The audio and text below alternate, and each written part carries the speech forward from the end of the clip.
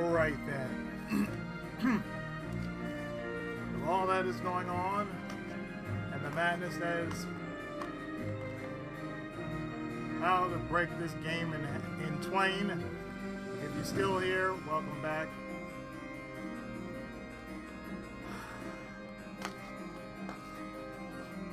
We're going into the trial,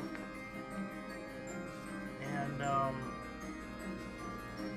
just going to finish up here with the defendant, and it's going to get particularly strange and stupid, and I'm going to whip out my agenda.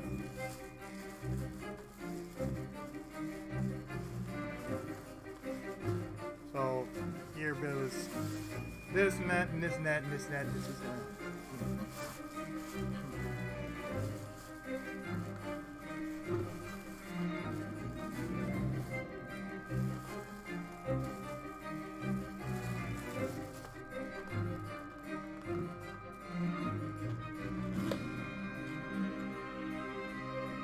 For king and country and snowsters.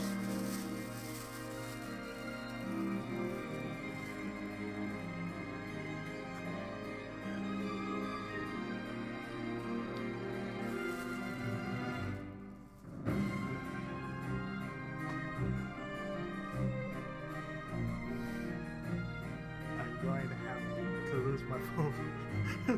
Phone to come to my house. Oh, Jackie, you too much. You too much.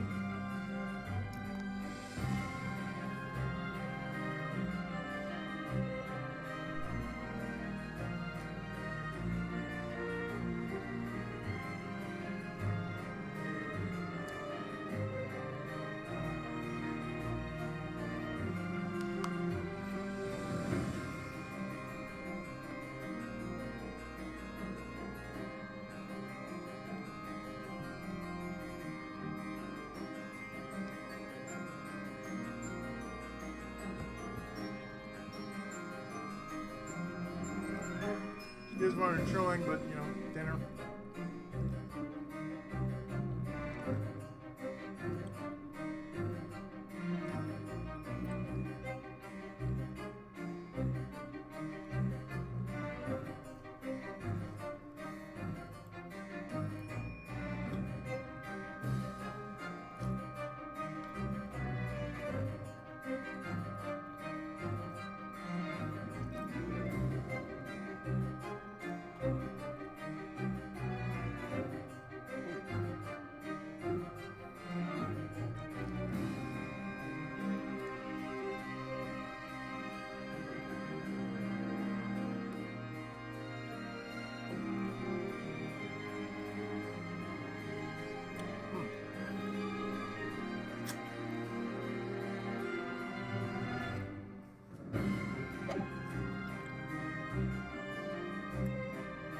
Hey, Jackie.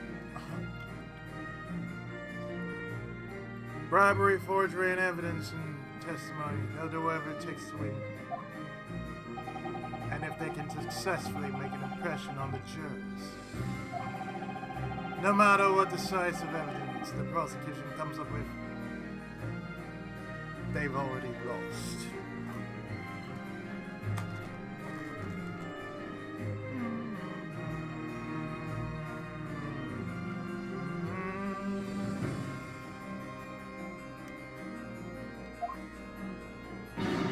But what of the truth? Won't they jump to an incorrect verdict? Unfortunately, that's the reality of the situation.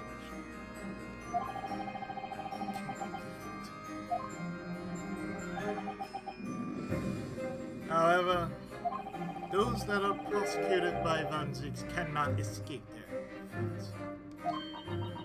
What? Even if they're declared not guilty, their joy won't last long.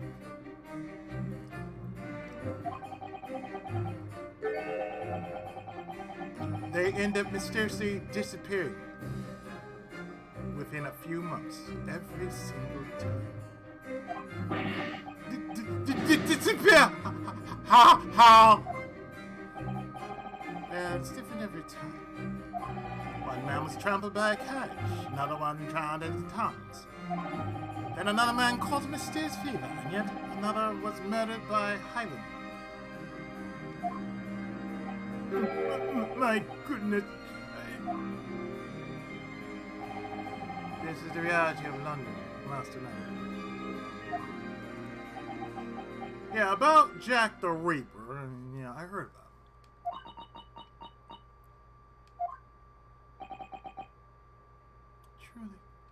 about it. Truly is there no hope!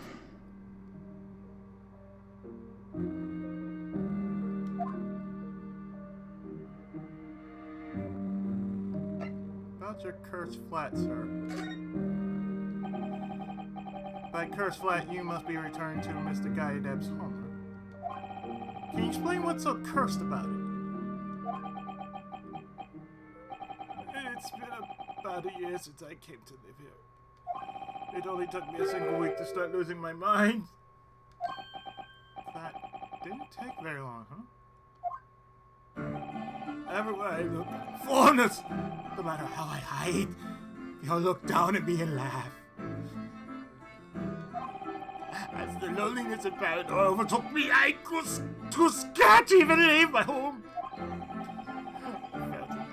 As if someone was watching, always watching over me. Every waking hour, watching and laughing. Even when I combed myself in my room, that fear, that would not leave me. It must have been very lonely to be so far away from Japan. Again and again, I moved from place to place. It was last week that I moved to my girlfriend. Why'd you choose that room? It didn't seem like a very convenient place to live. It's all because the rent was cheap. I was in shock to awe when I saw the price. I found myself asking the owner why he set the price so low. He then responded with a terrifying grin. You see, that room is cursed. Oh, excuse me, just a slip of the tongue. At that point, he clammed up the nerve of that man! If you're going to say something, it needs facial sentences! Otherwise, shut up! Rule to live by, I guess.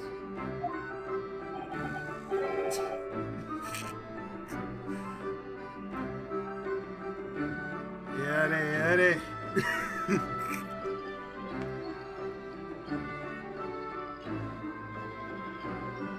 And it turned out what he said was true! So you mean the room really was cursed? Ever since I moved into that windowless room, every day I have nightmares of being strangled, waking up just as I'm on the verge of death. And now they label me as a criminal and arrest me. When I'm granted a trial, fighting chance and fate, no one said he would stand by me. I 4C-Kun!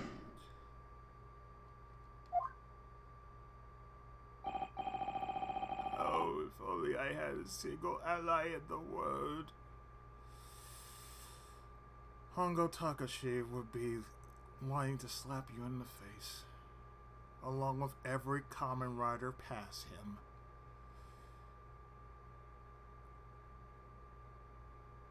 This man would go straight up Segata Sanshiro on your ass.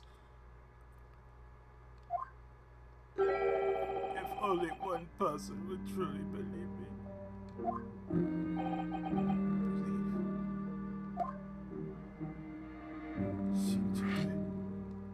Shinjite. Naze? Excuse me, Mr. Holmes? Oh, me. What is it, Master Naruhodo? Do you remember the incident on the SS Eclair? Eclair. Ah, yes, the one with the snake, right? Back then, you listened to me and believed what I said. You even helped me with the investigation. Did I? Why did you believe me? Let's see. You mean to ask why I trusted a suspicious Asian who was hiding at the scene of the crime? Yeah, sure. Come on, this one's easy, you don't remember? You told me yourself that you weren't the culprit. But I could have been lying. Didn't you have at least a slight doubt over whether or not I was the criminal?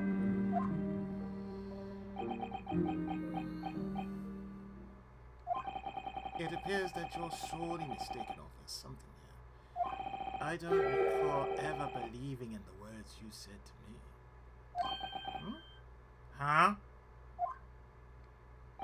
After all, the only thing I believe in is myself.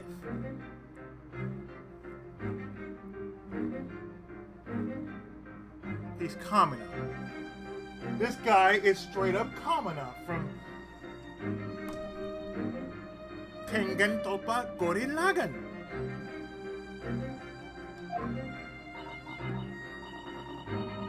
What is that supposed to mean?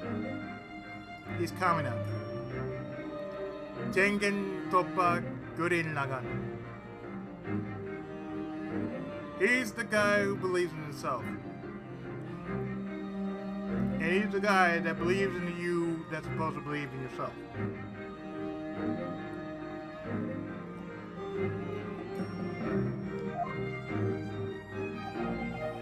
I always decide for myself whether or not something is the truth. I believe in whatever I want to believe. Doesn't matter who's involved. But I could have betrayed you. That would simply mean that my judgment was off. That's all there is to it. It has nothing to do with someone potentially betraying me. I couldn't care less about that. When it comes to trusting someone or not trusting someone, all that matters is whether or not I can trust my own self. That's all there is to it. That's right. He speaks the truth! Substitute lost to Naruhodo! Can I believe in myself? An attorney's worth is measured by how much he can believe in his client, along with how much he can believe in himself.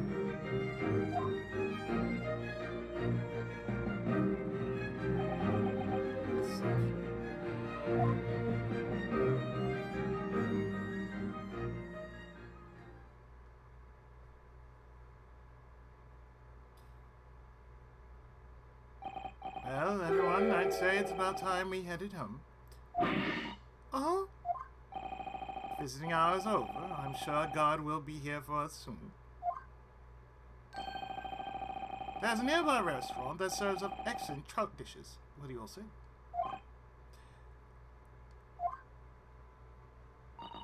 I suppose it has gotten late.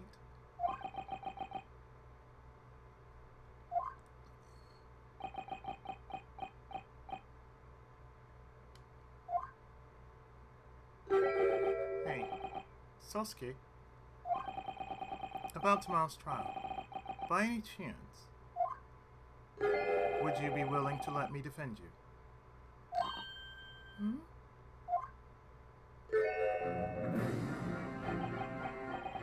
Substitute law student Naruhodo? Yunosuke.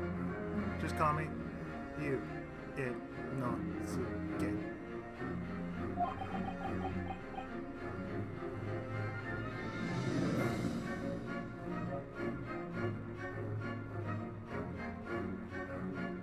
You know, even on the slowdown, it sounds real damn good.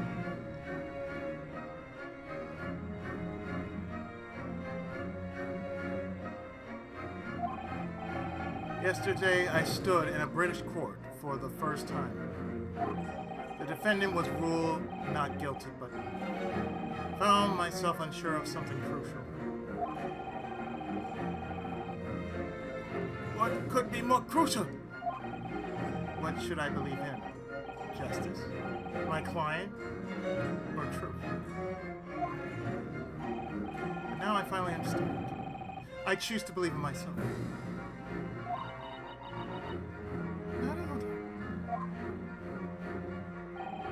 And I believe in you too. You're no criminal, Sosuke. It's my duty to prove that in court. Substitute a student. I'm ready to fight for you with everything I've got. I'll keep fighting until the very end. Tell me, will you let me defend you during tomorrow's trial?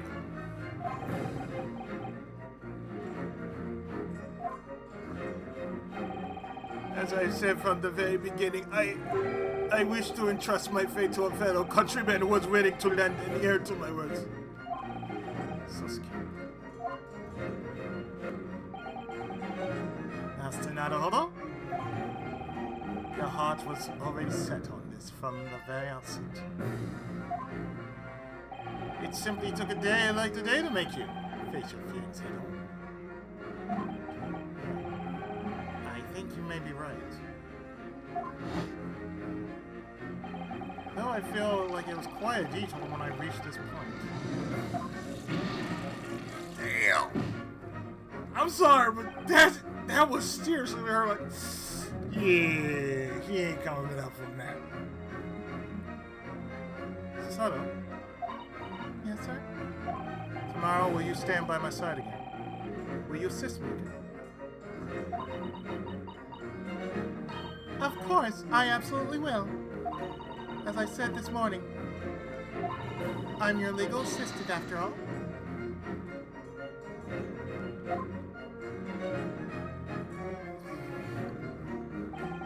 The shock from yesterday's trial still weighs heavy on my heart. But it's time to stop looking back. There are people who believe in me, like Mr. Cruz. So there's only one thing I can do. I have to try and believe in myself, for the very sake of the things I believe in, and for the lonely, desperate, and friendless people in the world. Tomorrow, I'll fight as if my own life depends on it.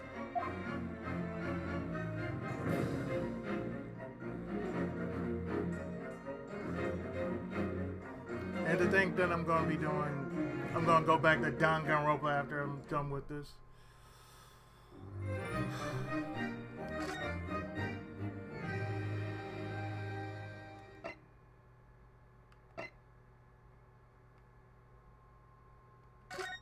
Yeah.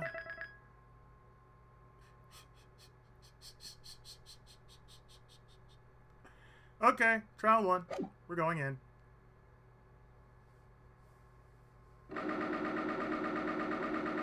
Like I said, I'm making up for last Monday.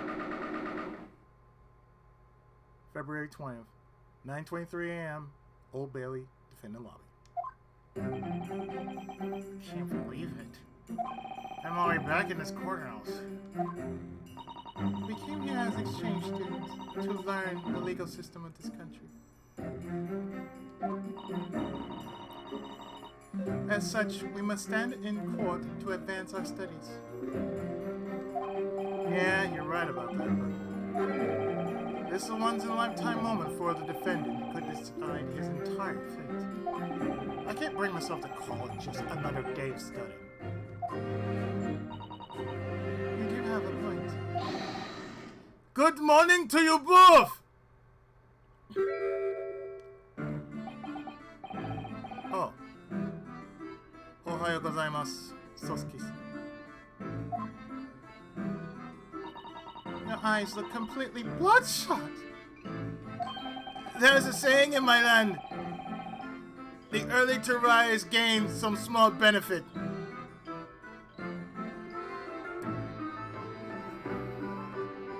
I should know years of going to school will have benefit from me doing that.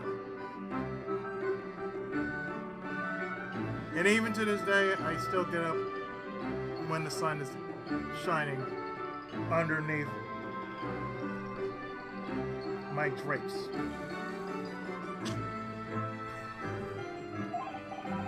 Yeah, I heard that. After all, I'm Japanese. So if waking up early earns me a little extra, then should I not sleep for even an instant? I say sleep when you're good and ready, goddamn. Why do you think I do this stuff every Monday, Wednesday, Friday, and Sunday? I do this shit every week for people like you that follow me on YouTube or Twitter or even on Instagram. I do it for you guys. And if I get paid for this, that's a bonus in my pocket. And that means a meal for me. That's all I'm doing it for. I'm doing this for an honest meal. That doesn't mean, oh hey, I'm going to... No, this means I'm all about the simple things. I'm all about food, ink, video games, and, well, paper. In just one night, the benefit could add up to a single penny! For pennies a day, you too can help a man like Sosuke try to merge himself into a common rider and can proudly call himself HENSHIN. That's why you see he has such a drowsy state. Does he think a not guilty version is only worth a penny?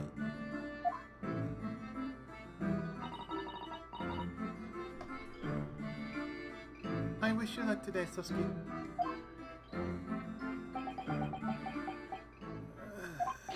My divinely decreed destiny is profound, fleeting life. I eagerly entrust it to you. How nervous I am!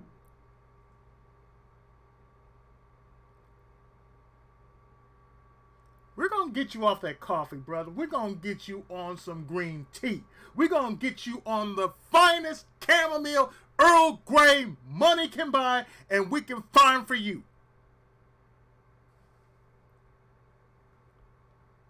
I still don't understand him, but that part about being nervous definitely shines through. I am glad you understand. So very glad. In any case, substitute law student Naruhodo's fine.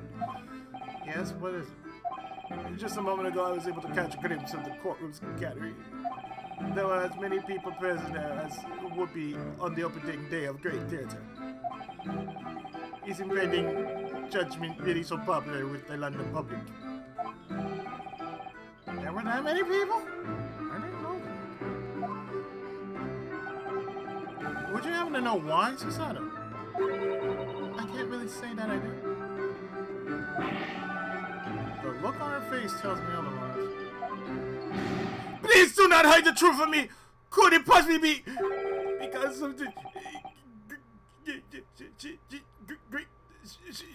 Shinigami! Von Zeeks? Is that why, Susato? I went out and bought all of today's newspapers. Why, girl? And indeed, Prosecutor Van Zieks was on the front page of every single one. That's right. After he earned the title of Premium Pub. For a number of years, he avoided the courts. Right. Inspector Gregson said the same thing yesterday.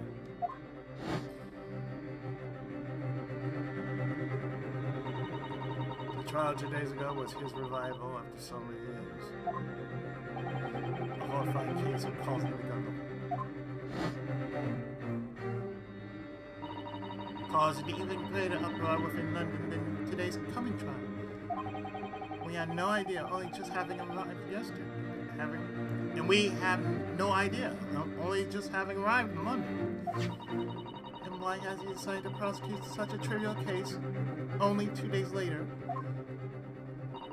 Each newspaper spreading their own speculation. Trivial to me! This is the most important thing since the foundation of Japan! My apologies. It's the newspapers that keep saying it. Well, I suppose this will further fuel the blaze of international tension. Though is it odd that this prosecutor has suddenly awakened from his long slumber? There's one more similarity between the two trials he has prosecuted. Indeed, I feel the same way. Of course, that would be you, substitute law student Naruhodo. Hey, I guess that does make sense. In the true trials of the newly revalued Shinigami, one attorney stands against him. Shinigami is Grim Reaper. Damn me, it almost feels as though you two might be good friends! Don't be ridiculous! I don't make friends with bringers of death.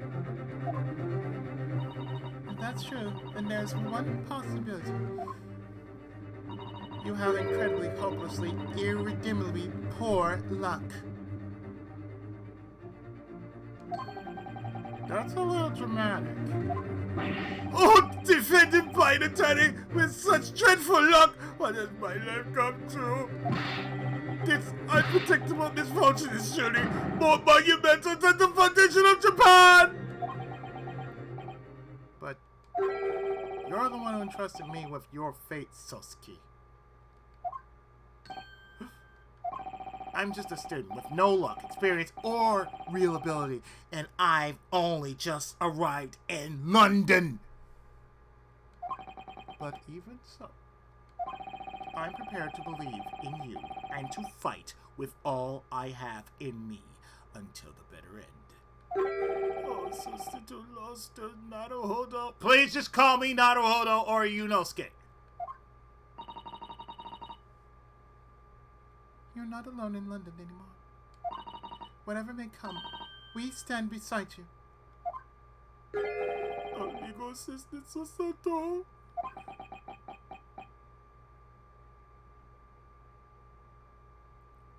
We'll get you off that coffee. Don't worry. We'll hook you up. We'll hook you up with some green tea. We'll probably shave that mustache. We'll probably make you speak to Bishamonten. We'll hook you up with one of the Wesegi people. We'll hook you up with even one of the Takeda people. We'll hook you up, man. Don't worry about it. We got you covered. Then I, Sasuke, humbly, respectfully, Defendant, attorney. Court's about to begin. Make way to the courtroom at once. Looks like it's time. Let's go, Sasuke. Hi! He watches too many things. He's been watching too much William Shatner. It's finally about to begin.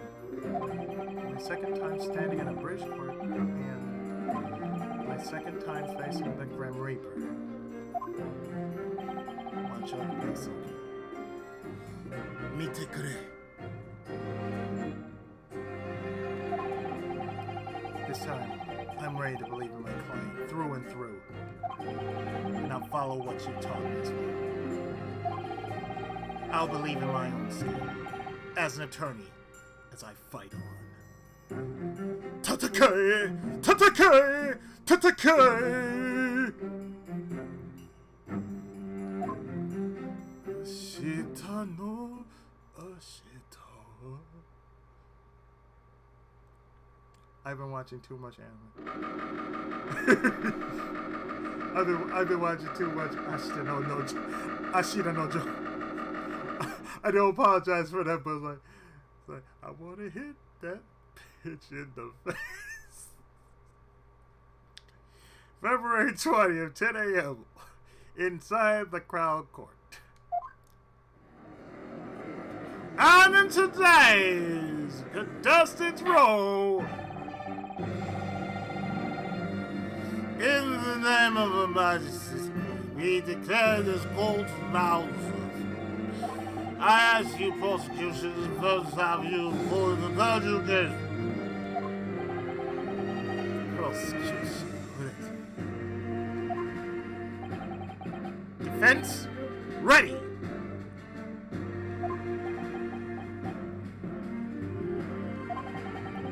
The creatures known as Japanese truly fascinating. Why'd you say that? I heard about you from Lord Vortex himself. 2 days ago, a pair of Greenhorn exchange students had just arrived in London. What of it? You wish to say a defendant who happens to be your countryman. Typical Japanese hubris. I apologize for interrupting, but I don't consider that hubris.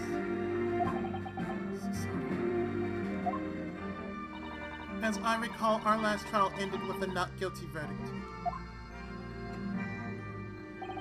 So it was, and what a decadent verdict it was. Yet, much to your chagrin,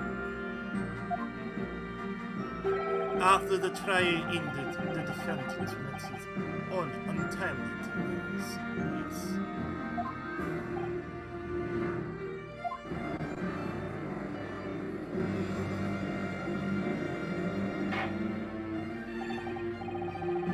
Very well, here's the trial sentence. Sentences are chosen by the capital city. All you will obey. As a gentleman, should I fail to fight for justice today, it may be my life on the line tomorrow. Dude, we saw you last time.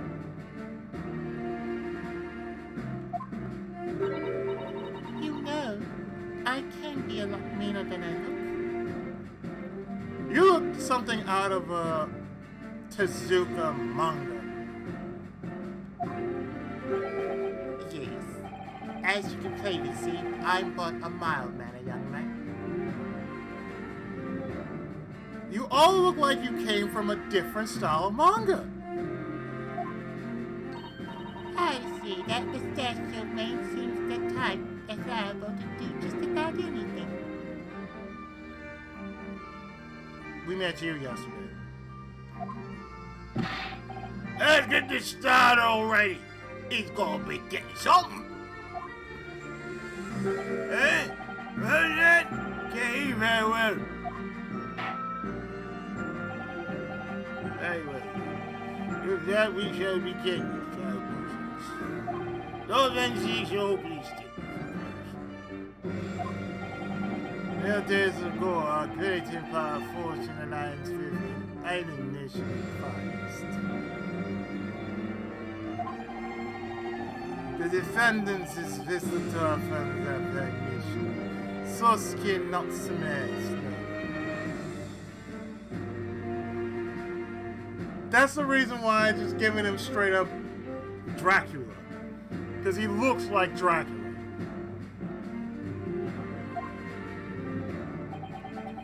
We welcome this exchange student into our empire with open arms, and yet, to our shame, that very student has committed this most heinous crime with our copy. He stabbed a poor innocent woman on the street using a knife. What in the Well, I just say stabbing someone with a knife is as low as you can go.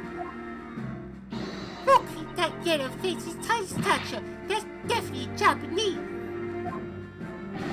Oh, the cow, what you do? Just bring this thing to a close. Right, set, go. Alright, as you say, Dave, you're so weird. Here's a drink. How insolent of me to let the Holy Grail loose.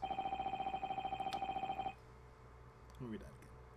How insolent of me to let the Holy Grail loose at the trial's onset. I please your forgiveness. Would you kindly? At this time, I wish to summon our first witness to the court. Very well. Call forth the inspector responsible for leading the investigation of the crime scene.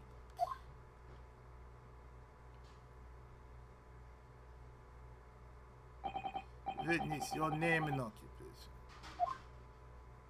occupation. Yes, sir. My name's Bryce Gregson. I'm Inspector of Scotland Yard. Go on, Inspector. Please describe the events of this case for us. We believe the victim is a 20-year-old woman named Radiant Dream.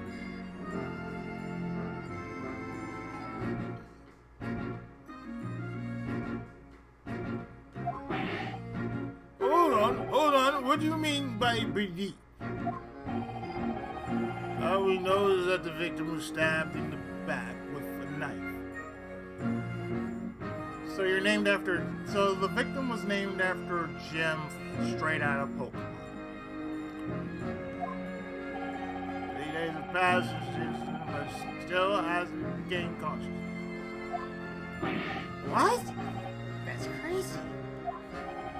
So she's unconscious. She at least in stable condition. Fortunately for you, this Japanese student has just narrowly avoided the magic shots. Inspector Griggs, I implore you to explain the incident in more detail.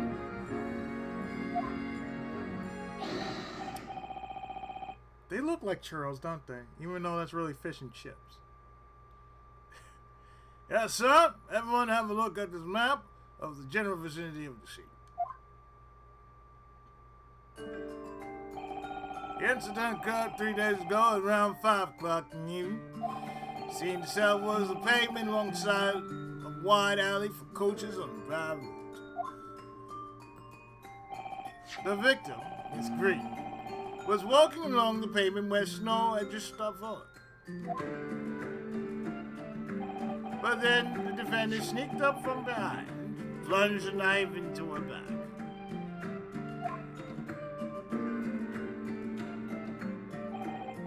Fortunately, she managed to cling to her knife. She's currently admitted to a local clinic. But so as long as she remains, we are unable to request testimony. These are the victim's files.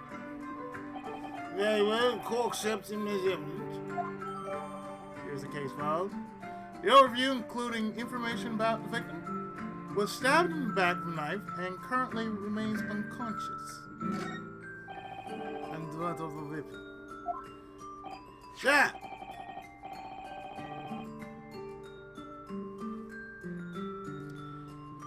I have it right here.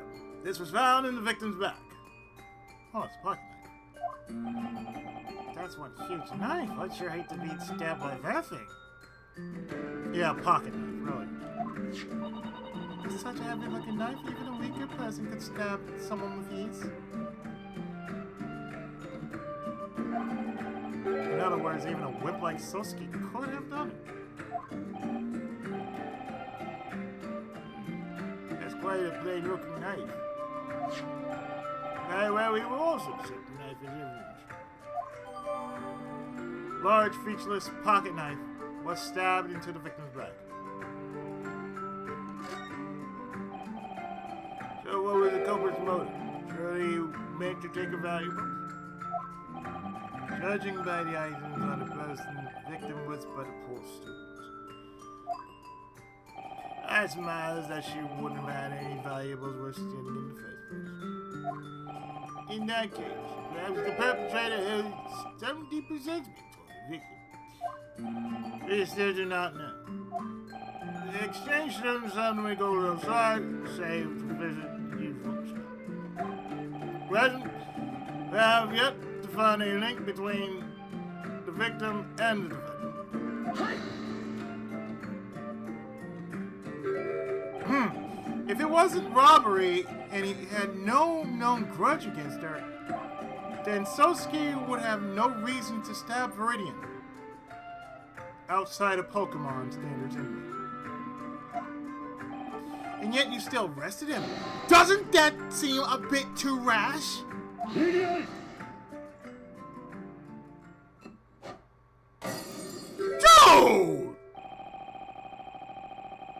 How impotent of me to cast my freshly opened bottle into the gallery. I plead your forgiveness. Would you kindly?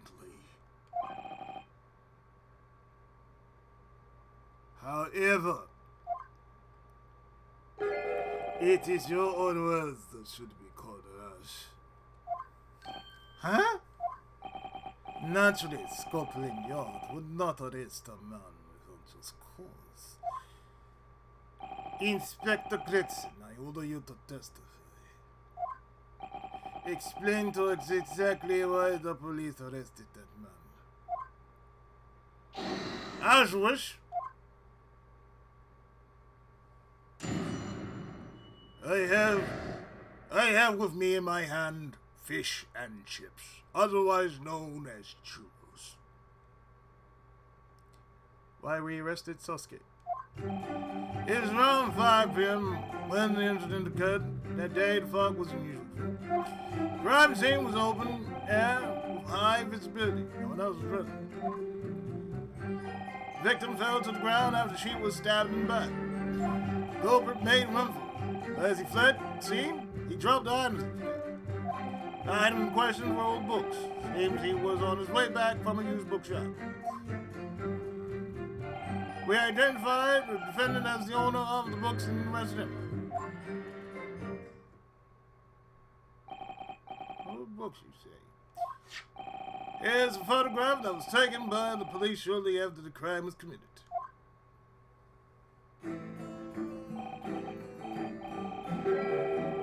Indeed, they appear to be books scattered around the victim's body.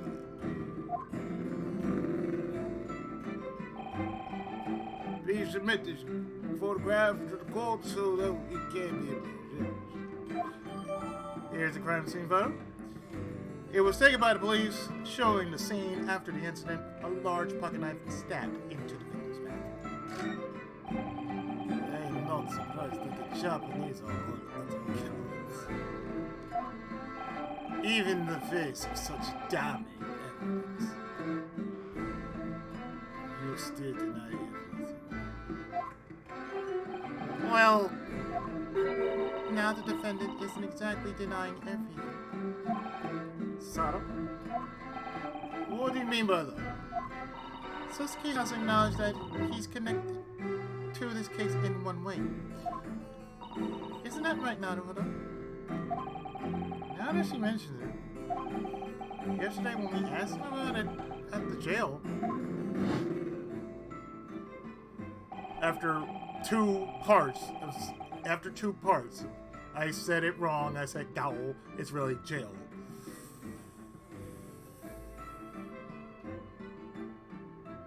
It's like saying sir, you know, S-E-R.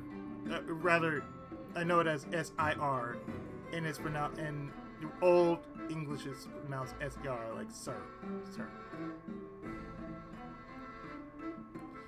There was but one other individual walking in front of me along that causeway road.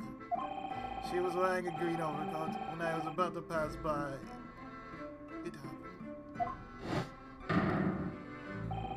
She suddenly let out a short cry, and then she collapsed onto the cold ground.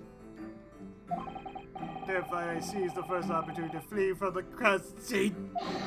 Full speed behind you! Back to my cursed flat!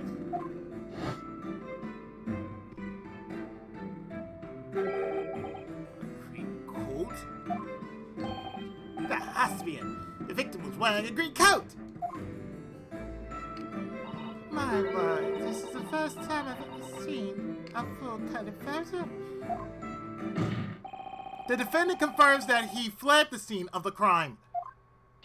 However, that doesn't mean that he stabbed Green. That's just an absurd conclusion. At that time, the cursed and the victim were the only ones walking on that pavement, which is to say, nobody else was able to stop the victim. Is the accused himself not admitting to this very fact? It seems the course of the trial will be heavily influenced by the next cross-examination. Bearing that in mind, the defense will now proceed with caution in its cross-examination. Height. No other choice. This cross-examination will turn the whole situation around, I'm sure of it.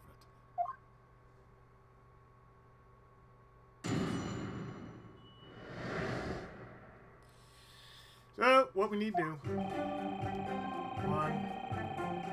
2, 3, 4,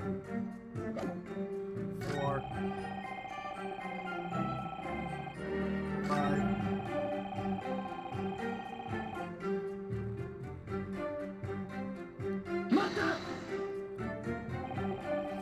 You said the defendant had a routine of visiting the used bookstore. You said the defendant had a routine of visiting the used bookshop every day, right? That's correct. Seen his bookshop, primarily collected old books of British literature. I must express my respect for the truth's keen fascination of our old classic literature. You're not wrong there. The defendant's room was damn well near overflowing with old books. Yeah, only thing that would kill it is just one little tiny match. You just fling one tiny little match in there, whew, everything just goes up in flames just like that.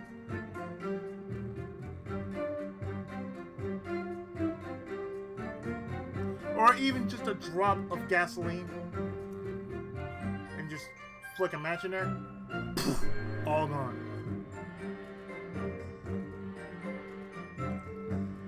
As a bookworm, that would be the highest form of crime against humanity in a heartbeat. Just old books that you never, ever, ever find in one lifetime, burnt up to ashes, and just like, no way of restoring them. I should know because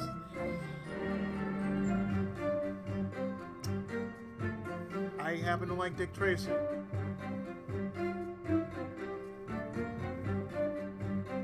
I'm one of the few people out there who still read Dick Tracy comic books.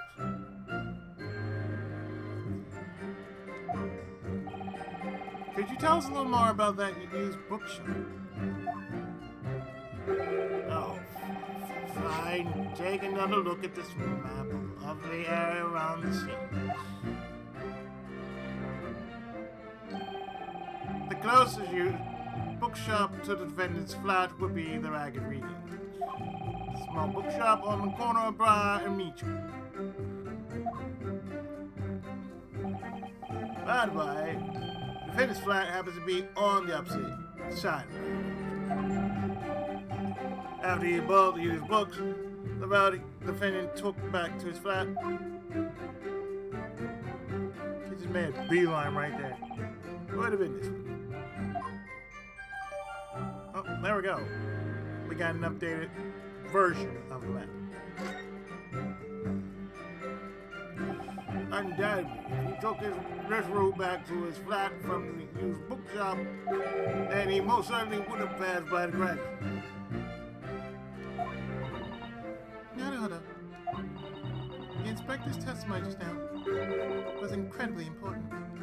Yeah, I agree. The most important part of his testimony is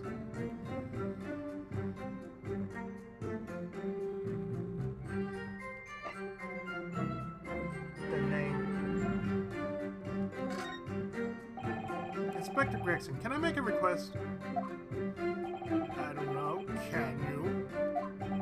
Well, would you please add the name of the used bookshop to your testimony? I have a feeling that this could be extremely important information. Feel. No, I mean it. It might be a vital clue. Although I don't see the importance, myself. Witness, we request you amend your testimony to include the name of the used bookshop. With pleasure. He doesn't sound too pleased, man.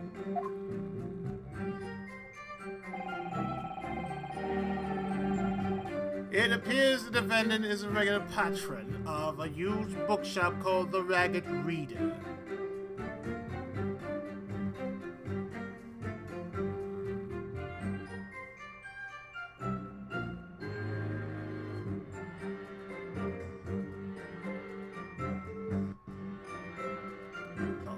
We're gonna come to one of these now.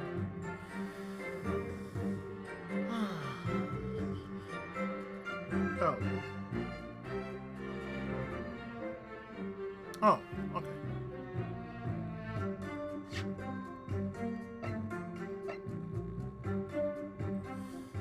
Once again, I'm reading like a step over instead of a step in front of me.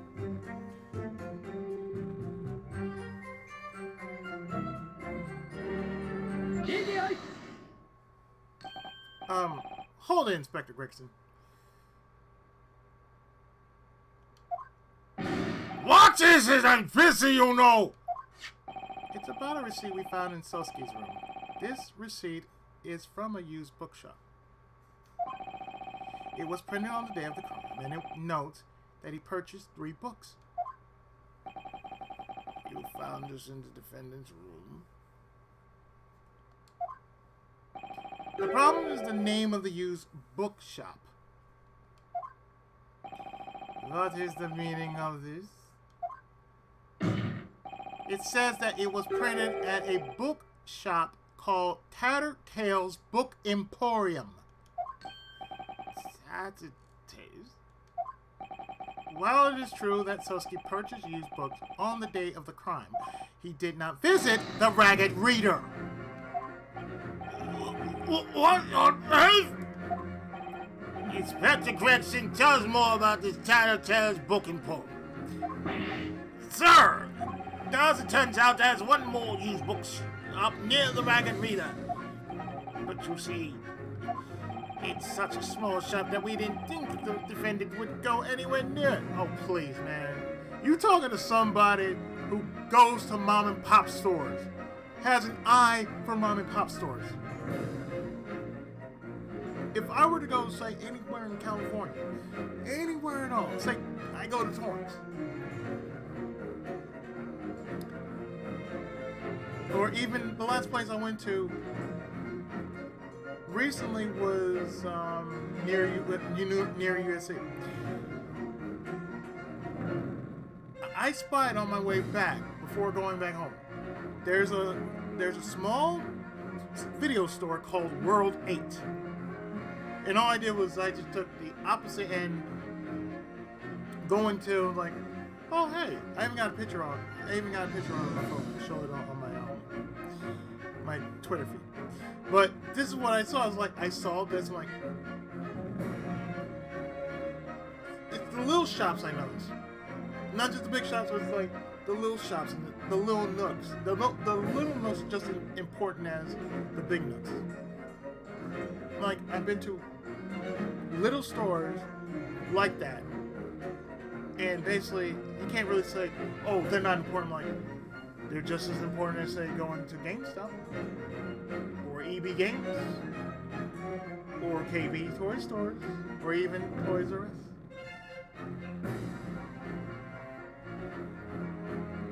That's about anywhere you live. The little stores you spot, you never know until, like, you start asking questions. But in reality, he did. And this receipt proves it. point of this. No matter where he purchases decrepit, moldy toys, the conclusion remains constant.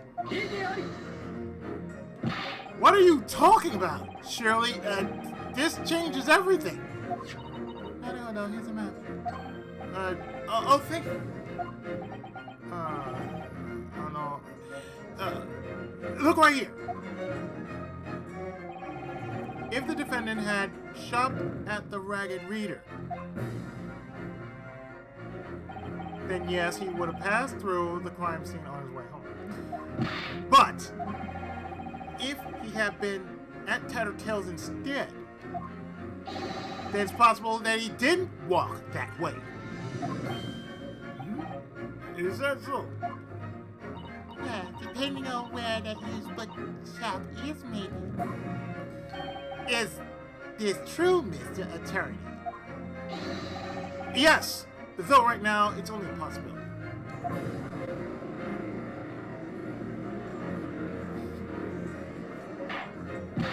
Inspector, where's Tattletale's book boy? Well, you see, let me take it over. Tattletale's would be right here on the east corner of this block, Calabash Road. But there you go, more update.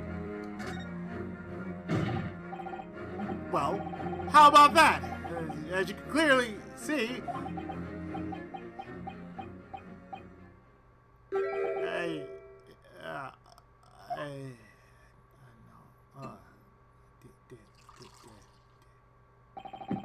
it would seem that our exchange student is more of a clown than we once thought.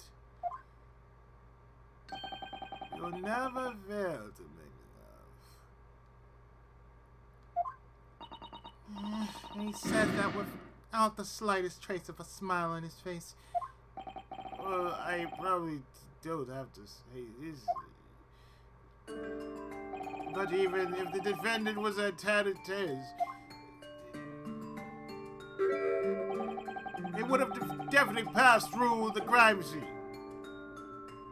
Or would he?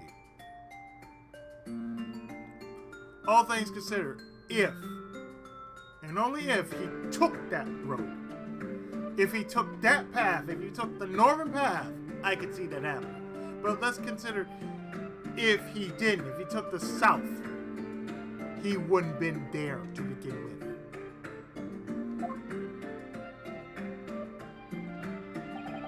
Indeed, as we can clearly see.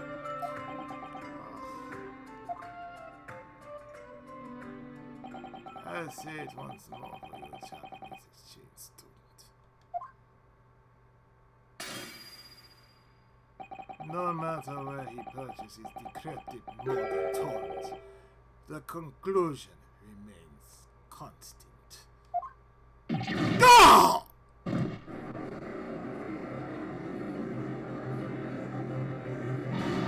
I knew it all along, and you thought you could fool us. Always said it. Always don't say it. We got enough proof.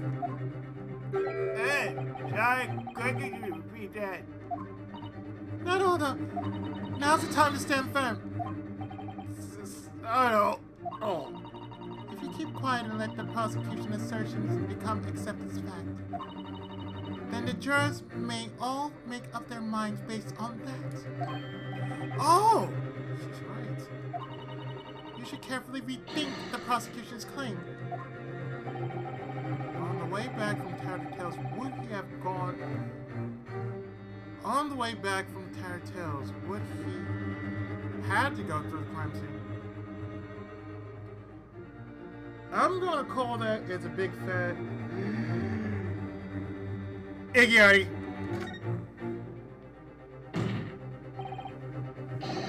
There's a fatal flaw in the prosecution's argument.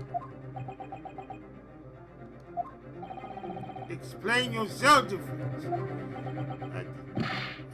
Oh, that's it. My answer's right here. When he was on his way home from Tattletale's, if he were to take this route, he crossed through a crime scene. As I said,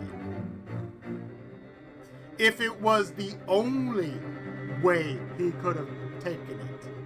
However, roads often branch off.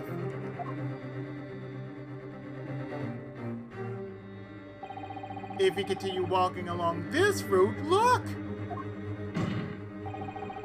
He would have been able to reach his flat without ever crossing through the crime scene.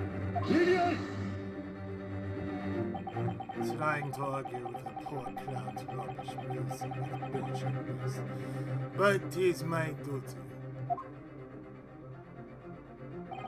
Most people record at a very roundabout way of walking on.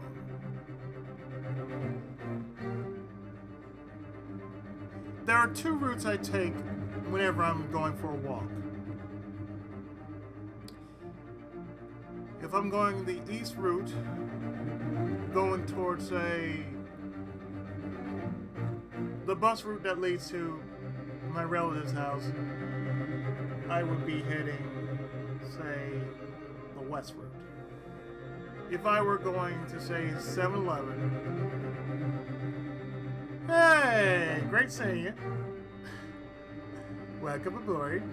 If I was taking the 7-Eleven route, I would be taking the west route. So it'd be like, I'm going this way, and it's like, if I'm going left, I'm going right. Which road am I going? Oh, I feel like I'm going to go get myself a Slurpee. Oh, I'm going to take the west route. Oh, I think I'm going to go for a good walk. Oh, hey, there's the lift. Let me take the right route. Oh, it's so cute.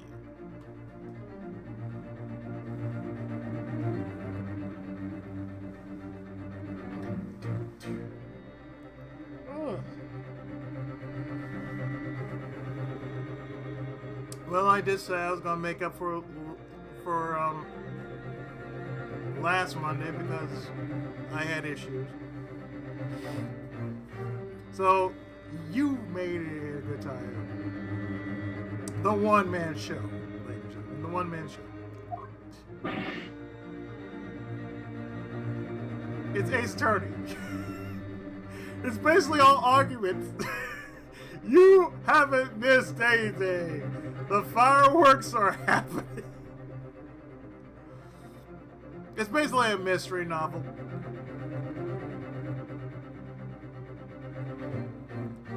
I forgot where. This is before Phoenix Wright's time. So this is his ancestor.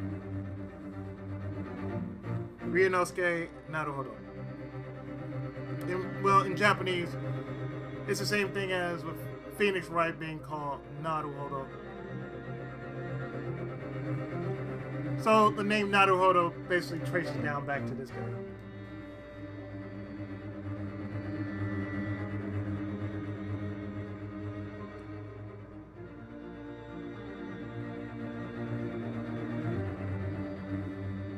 So it's a courtroom drama.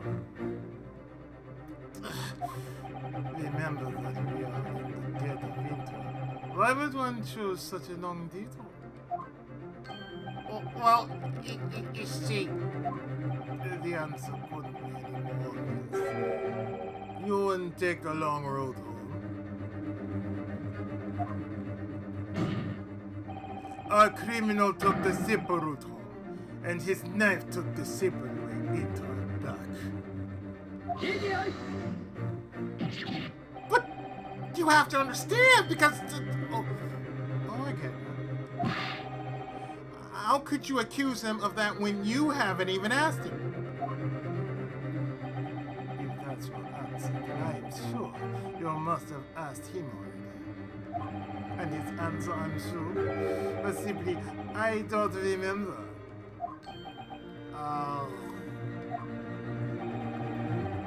The defendant's strategy is always wandering aimlessly through the city hills sometimes. He claims that he was wandering home as always, so he doesn't remember clearly. The dude's Ryoga from Ranma. I'm looking at his dead ass right now. Like, it's like, okay, you're a Ryoga from Ranma, Nimenoji.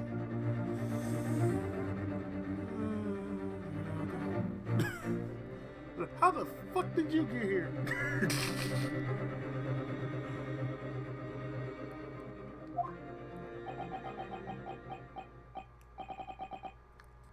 Come on. Give me something to work with!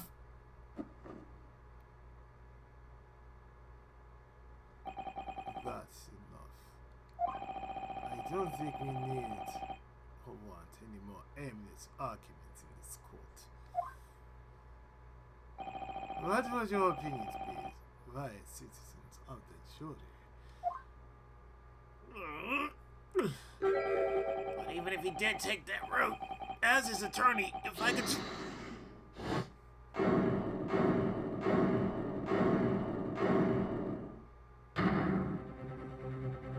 Regarding Wolfen's 6 statement just now, we 6 judges unanimously agree.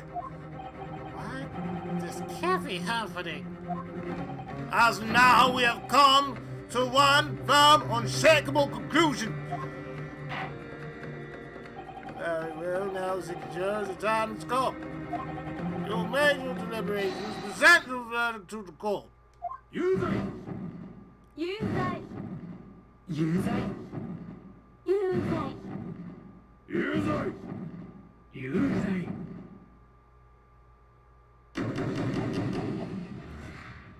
We all make one big ass hot open.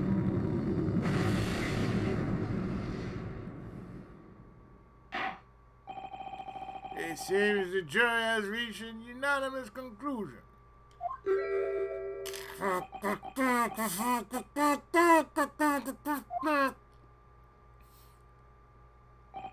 Our sage citizen jurors and their brave resolve are the pride of the great British Empire.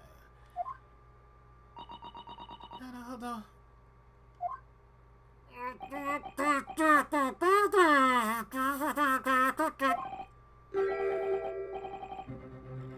まだまだ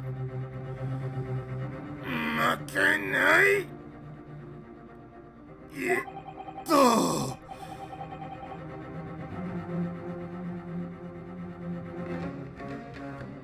This is my final chance to persuade the jurors.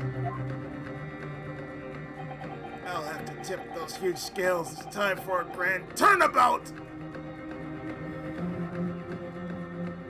Well, it's time for Gyakuten, Saiban. They're judging the whole case like this guy did it even though between us and who we're playing as, we know he didn't do it. No matter what it takes, I have to do this. The fire eyes tears me, but you have yet to concede defeat.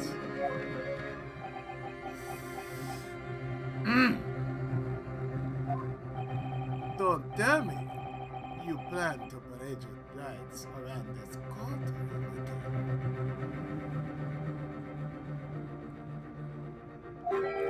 You're so-called right. Forgotten in some dark, moldy corner of the British Naval Court. No matter how much you complain about it, every attorney has the right to call for a closing argument, and I'm doing just that. Then from this point forth in accordance with the right prescribed by our legal code, the closing argument will now begin. Judges, are you prepared? You know the answer to that already, my lord. That attorney doesn't know when to give up. We all know that. Hey, ready. 6 judges, state your reason and basis behind your guilty verdict.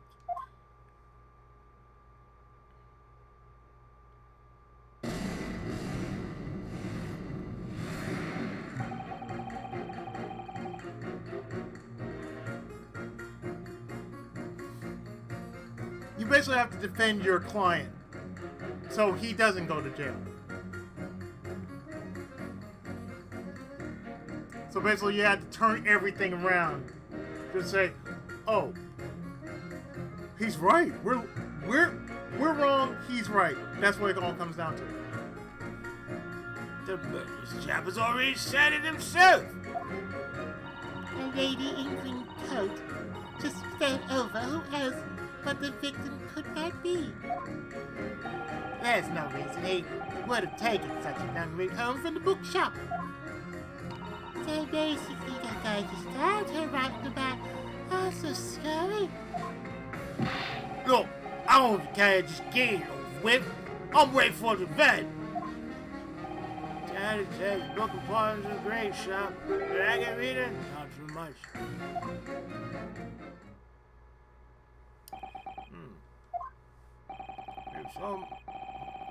From some small expectations, the reason behind every guilty verdict is clear.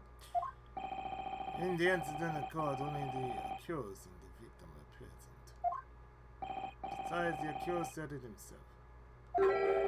He has admitted that he saw the fallen woman in the green coat. Thank you. Furthermore, the defendant fled from the scene right after. It certainly sounds like enough basis for a guilty verdict to me. Even the judge agrees with their findings. Why did you have to run away from the scene, Soski? And seriously, an invisible criminal? Not even I can believe that. See if you can walk around with my shoes. Naruhodo, now isn't the time to cry over spilled milk. There's only one way for you to continue this trial. Yeah, I know. I have to turn their verdict on its head. Yeah, a lot of talent that doesn't get as much opportunity or publicity. It doesn't get a lot of publicity. Really, I need to convince at least 4 jurors. Yes, that's correct. Let's try to be positive now. Now, Dirty, begin your closing argument. Hey! Yes! I have to keep this trial moving no matter what. Stop at nothing. Naruhodo Yunosuke!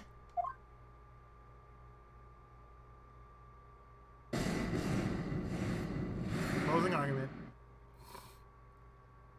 My rebuttal! So, let's see.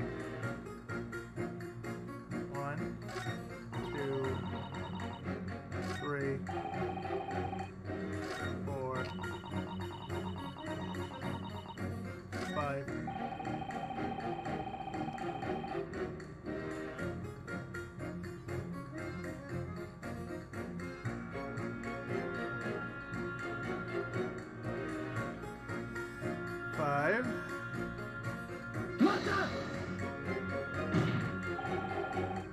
What's with your attitude? A man's life is on the line here. Say it! If I don't get to work, boy, it'll be my life on the line. Aye. Fancy pants boy like you won't get. I'll do your manual labor and I'll get paid by the day. If I take so much as one day off, I won't be able to feed my wife a kid, got it? Yeah, sounds tough. Every day I chop at the deal and they give me a job if I come for certain. Like the old on the groundwater and gas pipes have been up rupturing, say. I'll pipe painters to walk mornings and night, digging up roads and fixing pipes. Oh, that's just like California. And does that mean you were digging on the day of the crime as well? Course I was. Oh, don't think of it. That day I was working in the neighborhood where that musty old bookshop is. What? Could this be it? Yeah, everything. Meacham Road. What's the name I think? Meacham Road. That's one of the roads on this map. Juror 5, please change your judicial finding to that statement. How about you just wrap up this little game instead? Please, I'm begging you. Fine, I'll do it.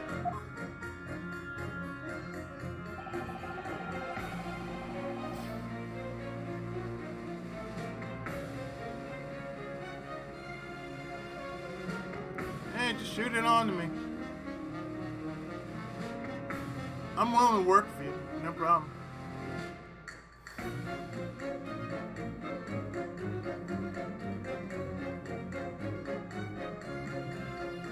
I was digging up Mason Roll all day when that day got stabbed.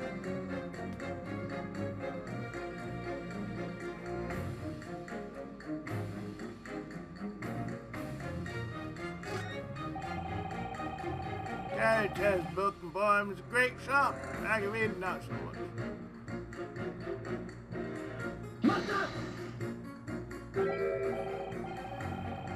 Hey, sorry, could you say that one more time? All I said was mata. Do you often visit Tattletale's Book Emporium? I go there to browse old books and I read them at home with my ships. Some no tea.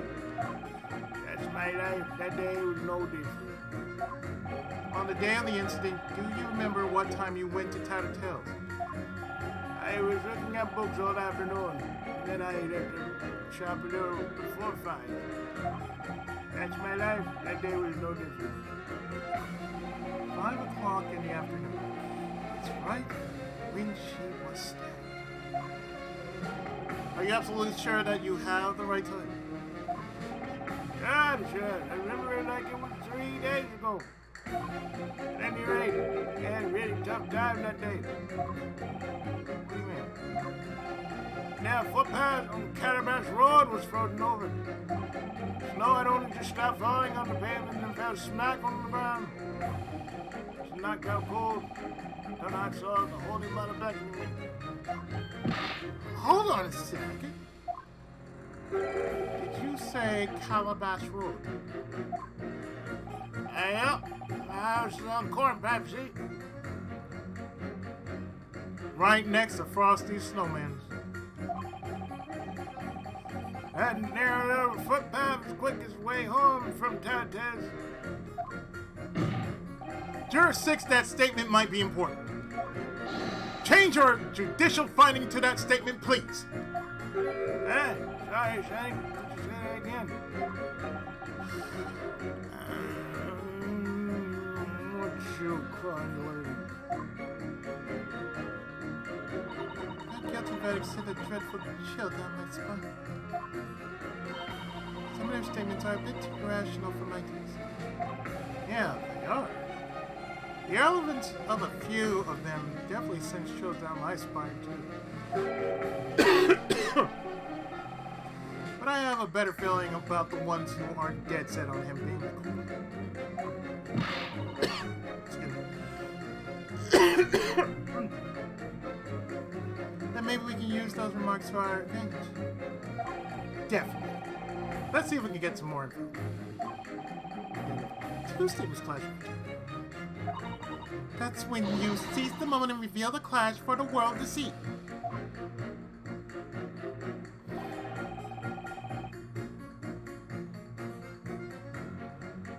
So, 1, 2, 3.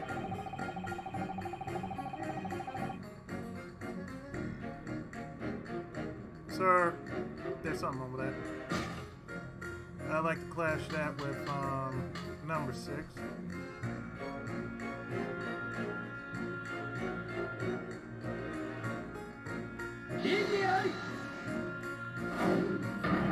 There's a clear contradiction within those two statements. There's a clear contradiction within those two statements. As the foreman of the jury, I am forced to reject your objection.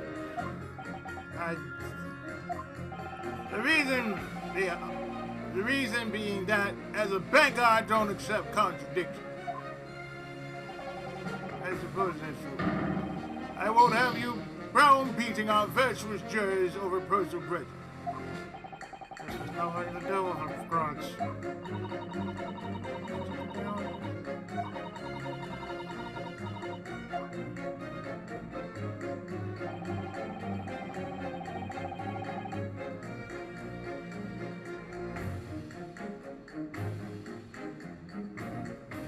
But you know what? It shouldn't even say clash. It's just, I should press that.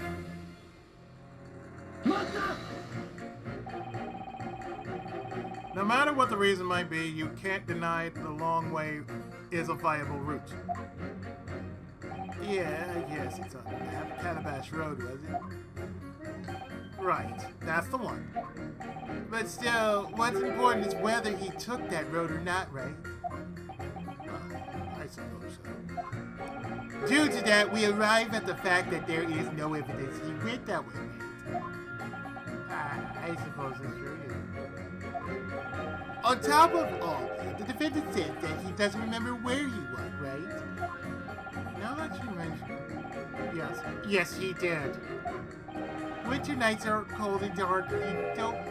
You'd want to get home as quick as possible, right? I'm inclined to agree. Therefore stands the reason that he would walk along Briar Road to get home.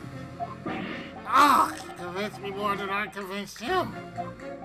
Listen, it's not like I'm just rushing to a guilty verdict or anything. I just need a concrete reason why the defendant would have taken Calabash Road. If you lay it all out for me, I might just reconsider. Why might Sosuke have taken the long way home? If we're going to convince him to change his verdict, we'll have to argue logically.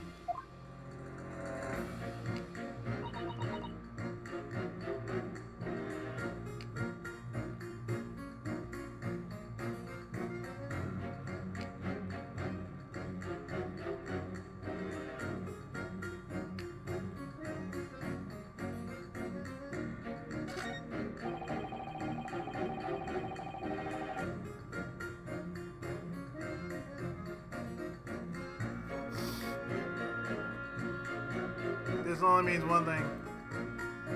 I must use the power of save state.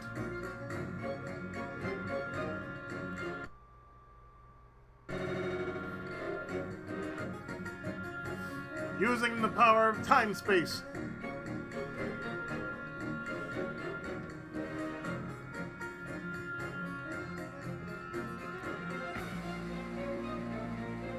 No problem. See you around. Thanks for stopping by.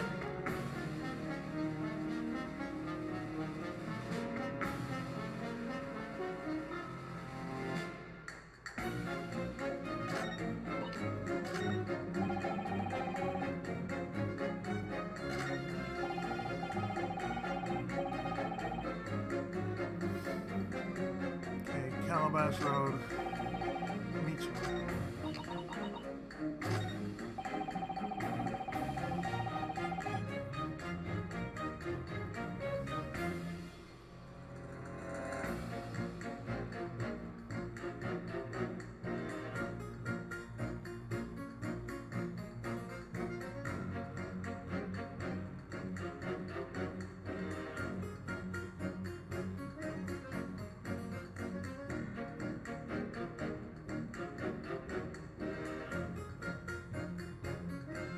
Oh, pretty fine.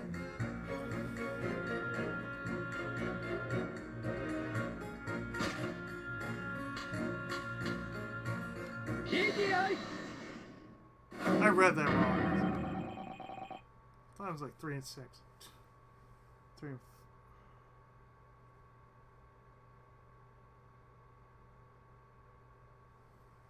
You know what? Let me do that over.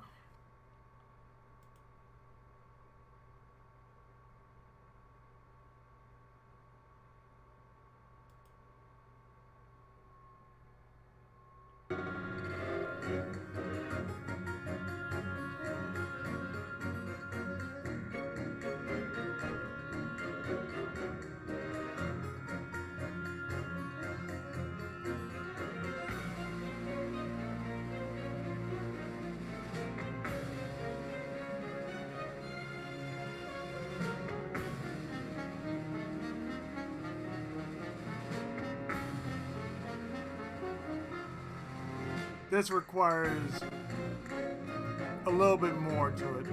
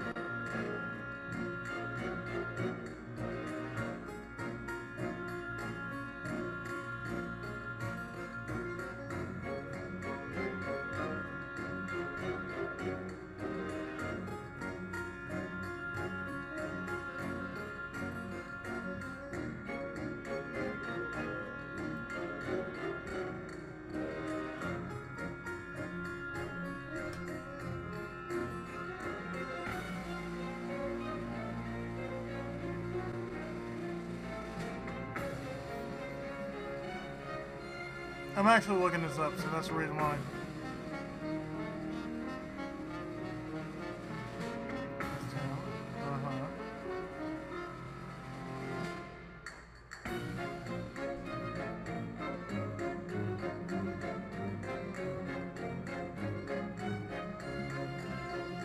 Okay. Alright. No problem. Thanks for stopping by. Don't worry. Got the whole week. You'll see me. Okay, so let's clash with 3 and 5.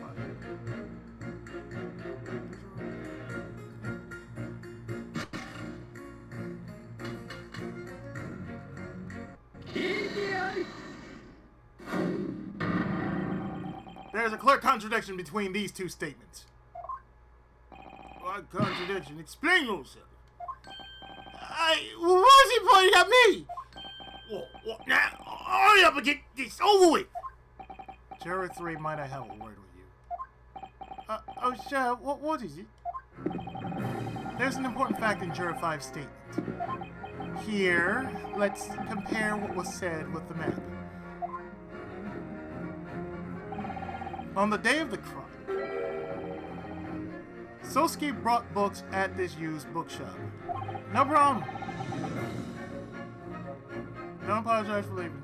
You know, everybody's got a life. Don't worry about it. Now, on this day, Meacham Road was being dug up due to construction. Again, it goes without saying, anything could happen. So it's like, if I decided I wanted to go eat somewhere, I would be going to, I have two choices. I'm either going to my right or to my left.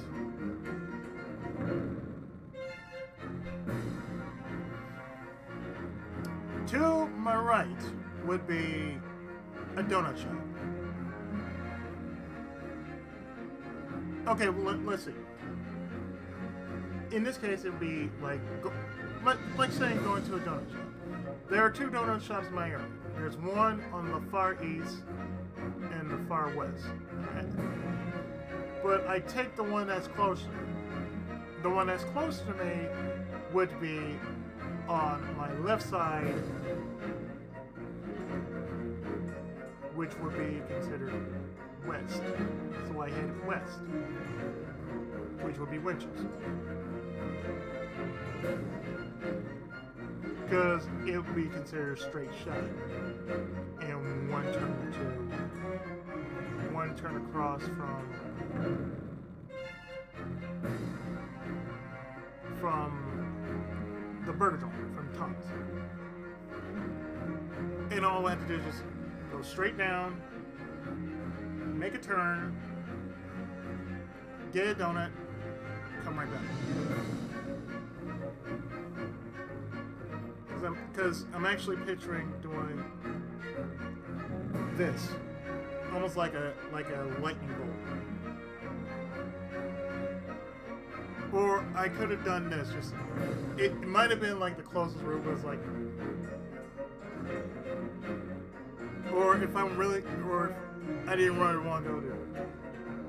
If I really didn't want to go to Winchell's, I'd be going to somewhere else, and that'd be a little closer, but the time will be, you know, still just as long as if I was going to Winchell's. So that basically says if I'm going somewhere, would I take the right or the left path? In other words, the defendant would not have been able to travel this road to return home. Oh, what? You're right! Why you say that, Jeff? Fine. Okay. So the bricks were rolled, smashed, and the road was dug up about 2 yards ago. Those hoity-toity ladies and gentlemen took a long way around the stick. Then that means, in order to get back his flat, the defendant would have been forced to take the long way. So it would seem. Juror 3, you said the following. There's no reason he would have taken such a long route home. But now you see. We have just established that he had ample reason to do so. You're right! My lord, may I have a word? Yes, what? Perhaps I've been a bit hasty in my decision. I think they should continue this trial a little longer.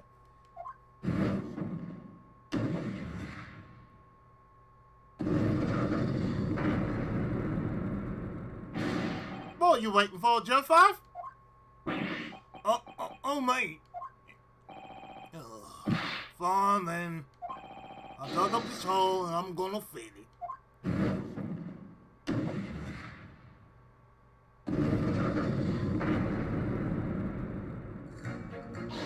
You did it, Naruto! That was incredible! Their decision have changed, and with that, the whole situation has turned around. Yes, now all the jurors will have to reconsider their stances. It's extremely important that they really think about whether they feel their verdict's just. And one more thing. If there are any more clues that could clear up the suspicion around Sussy, then you could use this momentum to overturn the verdict. Right. I'll give it a try. Prosecutor Von 6 trying to bring this trial to a hasty end. I'll do whatever it takes to keep that from happening.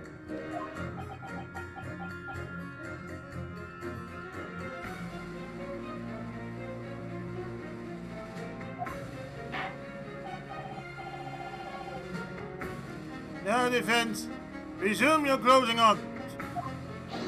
Yes, my lord.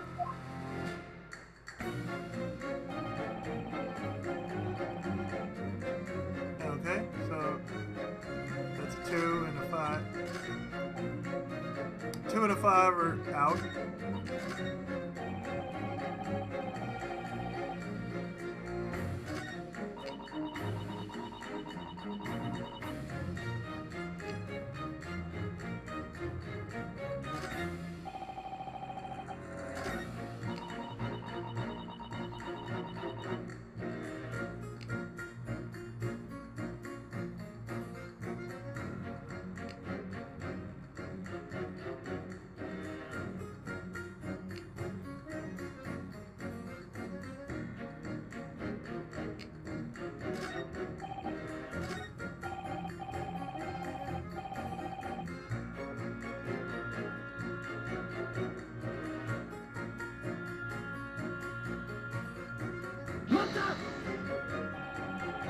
That was about 5 o'clock, right? That's the same time the incident occurred. I don't know anything about the incident, but that's when I always eat dinner. Just to be safe, could you remind me where you're from?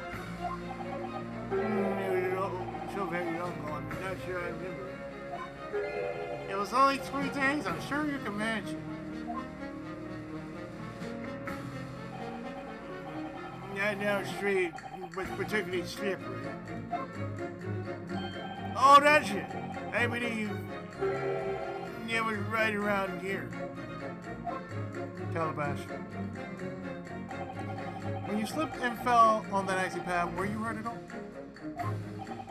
Not a lot of people walk on Calabash Road. I was alone when I fell, and I was alone when I lost consciousness. I woke up all alone and sneezed all alone. I headed back to my nice warm home where my grandkids wait for me. What a hot evening you guys were doing. I'm glad the other gentleman's okay now. Me too. We might have ended up with another incident on our hands. One more thing. Were you wearing that green coat on the day of the crime? Of course, it's the only coat I own. The coat was nice and dry this morning, so I decided to wear it in court. You might say it's your lucky day, you kids. Maybe you're right. This could be our lucky break. Hold on. 2 jurors have changed their verdicts. Yeah. Now we need to convince... Now, all we need to convince 2 more. Just like before, strike with all your might and turn them on their heads. We should teach her. It's just on a toss for this one.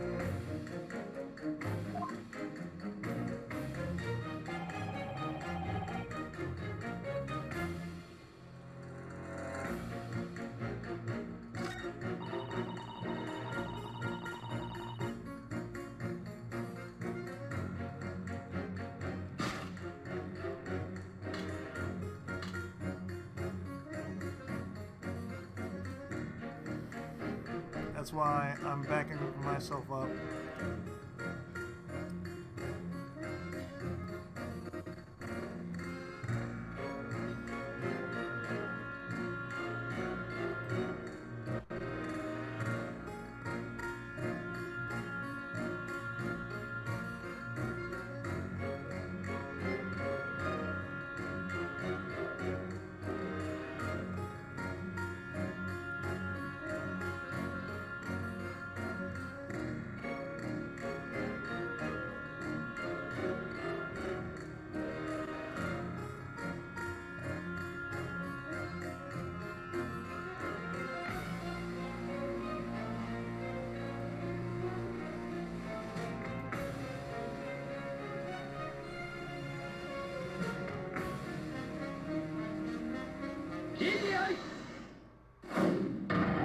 There's a clear contradiction between these 2 statements. What contradiction? Explain yourself. Excuse me, Juror 2 and Juror 6. Yes, what is it? I don't think the elderly gentleman heard you. Seriously? I put everything I had into that shout! Anyway, one fact has become abundantly clear. As shown on a receipt from the used bookshop, the defendant bought books from Tattered Tales and walked home from there. Didn't you say that he couldn't remember what road he took home that day? Yes, so it was. But on the way home, the defendant did see one person. A person wearing a green coat suddenly fell flat in the snow on the footpath. Right, and that person must have been the woman who was stabbed. Fell, not stabbed. But is that really the right conclusion? What are you on about? Or are you listening to what Juror 6, the old man over there, said? On the night of the incident, Viridian Green wasn't the only one. There was another person wearing a green coat who fell on the pavement. Oh.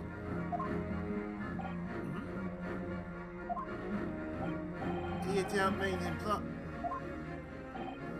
I do. That person was our hearing impaired 6th juror,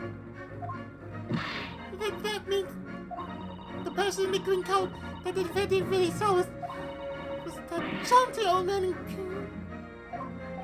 I would say that's highly probable. After all, that old man has a similar body shape to the victim. Oh. Hey, no words! Hey, what's that? You're speaking a little louder. Anyway, what's important here is the location where the old man fell. Kind of not sure. If the person who fell in front of the defendant was really that old man, then that would mean that Sosuke must have taken the long way home. And that's one natural conclusion to come from that. There's no way that he could have passed through the scene of the crime.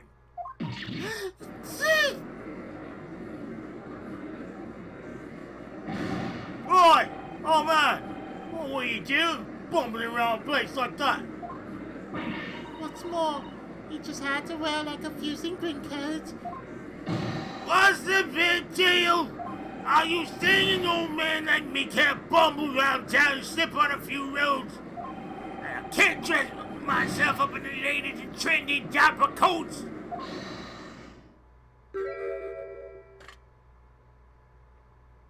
Puff, puff, wheeze, wheeze. Pardon me, my lord. I don't suppose you wish to revise your verdict. I do. I'm changing my verdict to not guilty. Juror 2. Then I am too! Huh? Even if it's just because I want to try turning the table too!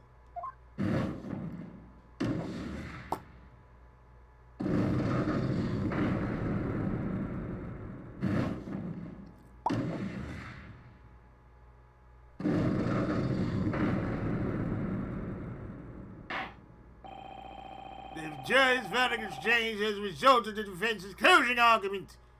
Now, 2 vote guilty and 4 not guilty. Thus, the court acknowledges that the jury's vote is split and orders you all to continue the trial.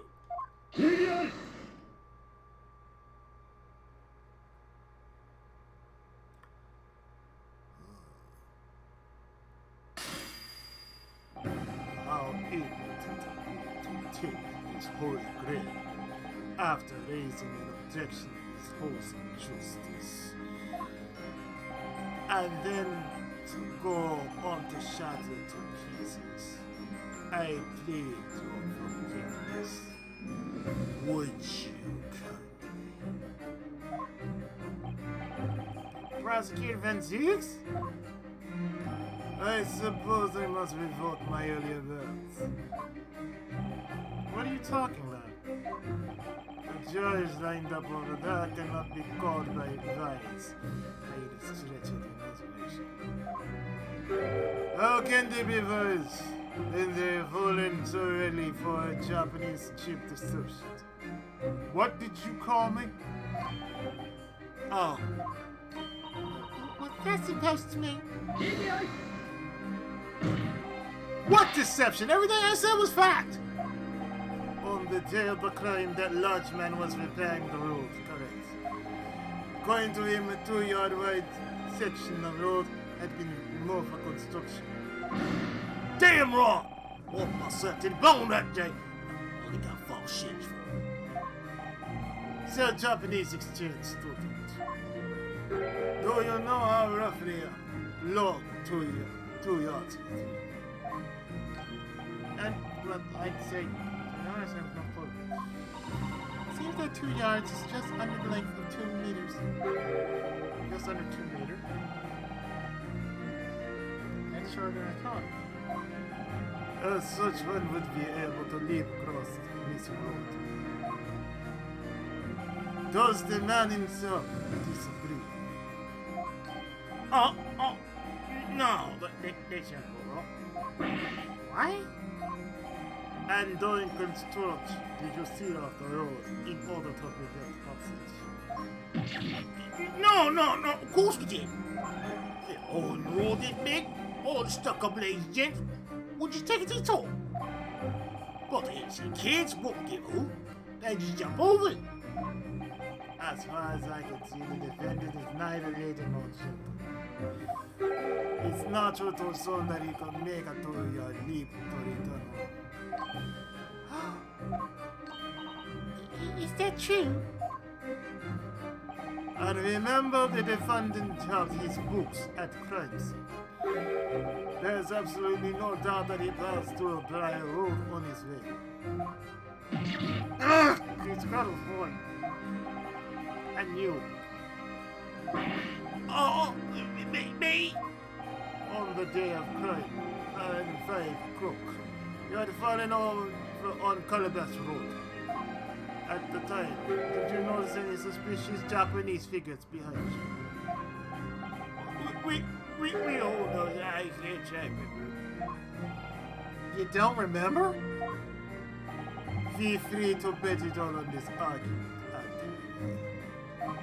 Do you think the person the defendant saw is this old man? You have no way of proving it. Ah!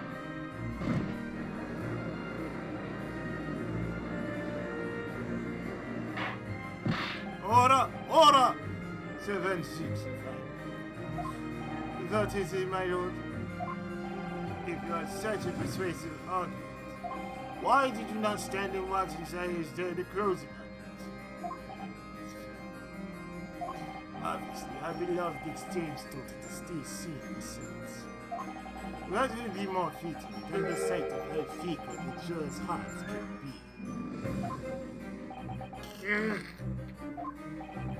But I suppose that's enough hospitality.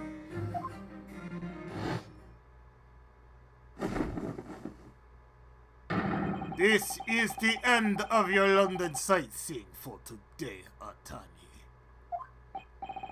What are you saying now? My lord! The prosecution requests that the next witnesses be brought to the stand. Of course. David, bring the witnesses into the courtroom.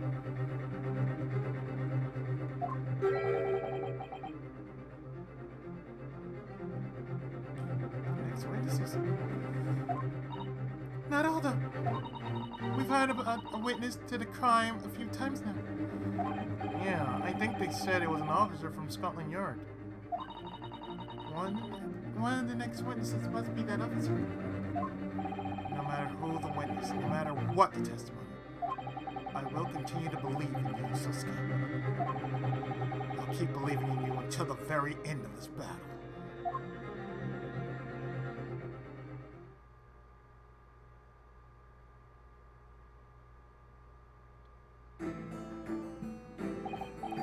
Go on, witnesses, names and occupations.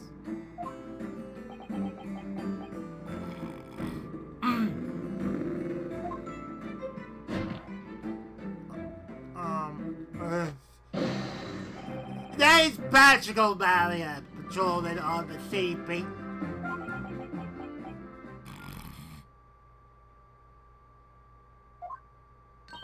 And I'm Rolla O'Malley, wife of our city's great hero.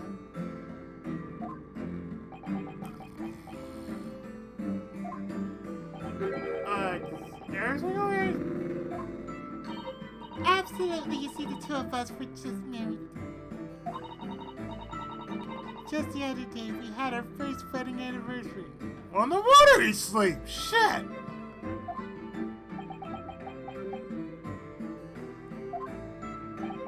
Oh, not that. Sorry, I meant to interrupt.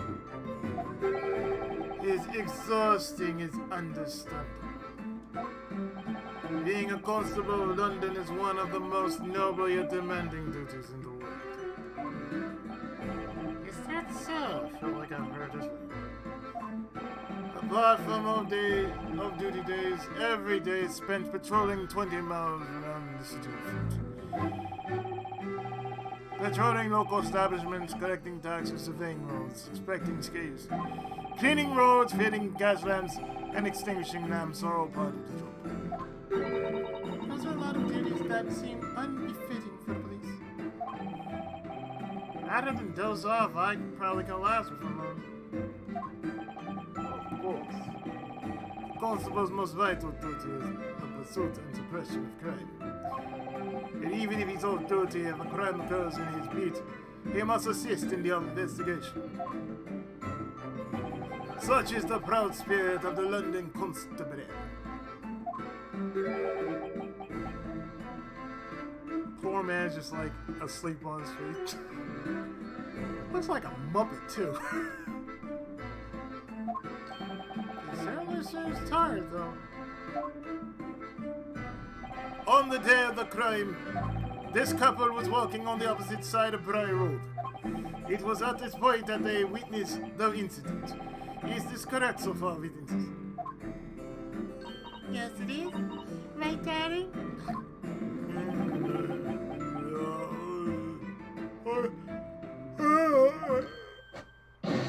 Patrick Money Palm, patrolman on City Beat. Ah, jeez. Very well. Court orders you to testify. Testify regarding what you witnessed on the evening of the crime. Sad!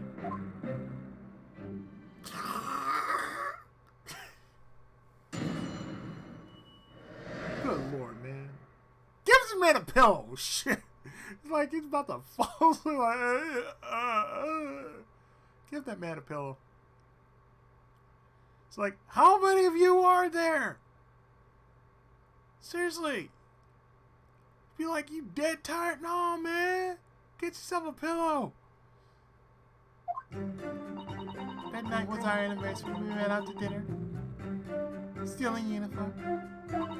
As we were strolling along, we saw two figures coming down the opposite path. And all of a sudden, one of them fell over, yelled, dropped something and ran away. We hurried as fast as we can to the nearest police box to call for help. That Japanese man wanted ran away. Pat and I both saw it with our own eyes.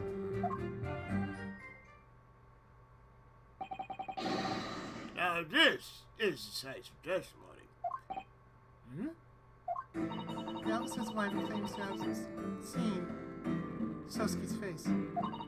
But this says truth. Then the possibility we present in the closing argument would be outright disproven. Indeed. After all, such absurd possibility was non-existent to begin with. This must have been quite the ordeal for your first anniversary. It was, but I thank the Lord that we could have a night out together in the first place. I suppose being a customer in London is an ordeal in and of itself. Worry not. This testimony will soon be over and then you will be able to spend the day at your leisure. Well, what's that supposed to mean? This lovely couple clearly saw the face of the man who fled the crime scene. And the face was that of none other than Sosuke Natsume. I do not believe I need to remind you of the weight that a London officer's word carries. Even though it was the officer's wife who said every single word. With that said, I suggest you prepare your self-defense. Of course.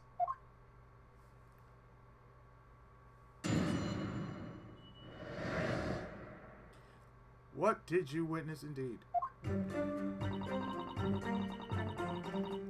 5, so let's see.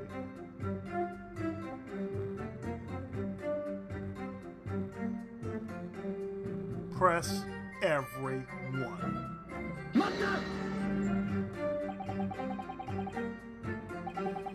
We were still in uniform. Does that mean you're with police too? Nope, it's a shame, but women, children, and the elderly can't be police in London. Is it really a problem that children and the elderly aren't police? But you know the uniform looks so good on Pat, right, darling?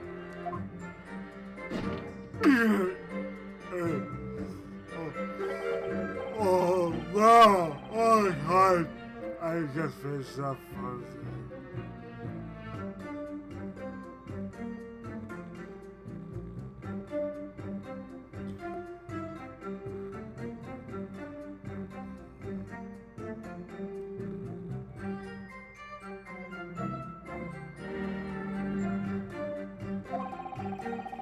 Now we're playing the buying station and change clothes for heading out again.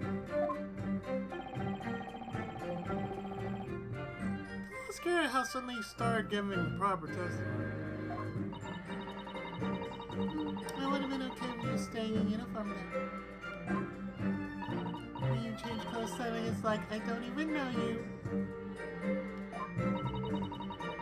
That was a very dangerous piece of testimony. Anyway, you two are getting ready to go to dinner after you finish work.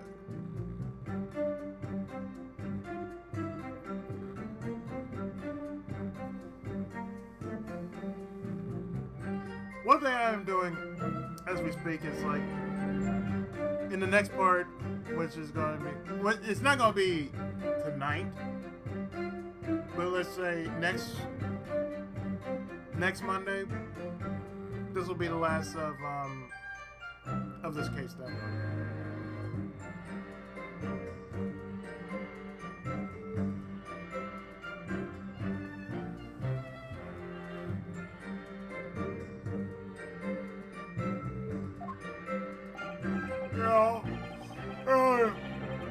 I'm exhausted after a full day patrolling. However, I swear I'm willing and ready, really willing and able to do whatever it takes to live up to this. What's that? Our secret police handbook held only by the patrolmen of London. Inside we have the great things to know as a constable. A constable patrols the city, working tirelessly so that the city remain no peace. And that is why I never tire, even when I patrol 20 miles a day. If all it takes to help the people to wander around the city, then by God I will wander. I don't think you're supposed to wander. I just wanted that one single day to be peaceful so that we could celebrate our anniversary. I'm always leaving her alone because work is so busy, my poor beloved Rolla. Rolla, my... That's my sweet. Oh, God.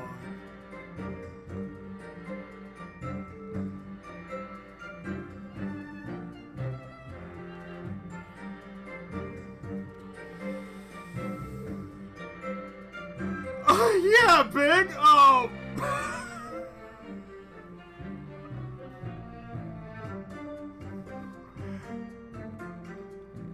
You came on the Muppet Show, dog!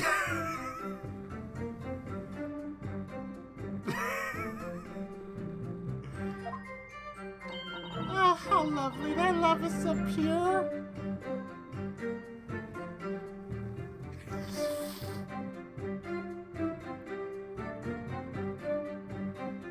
This dude is like, he's a patrolman who works 20 miles.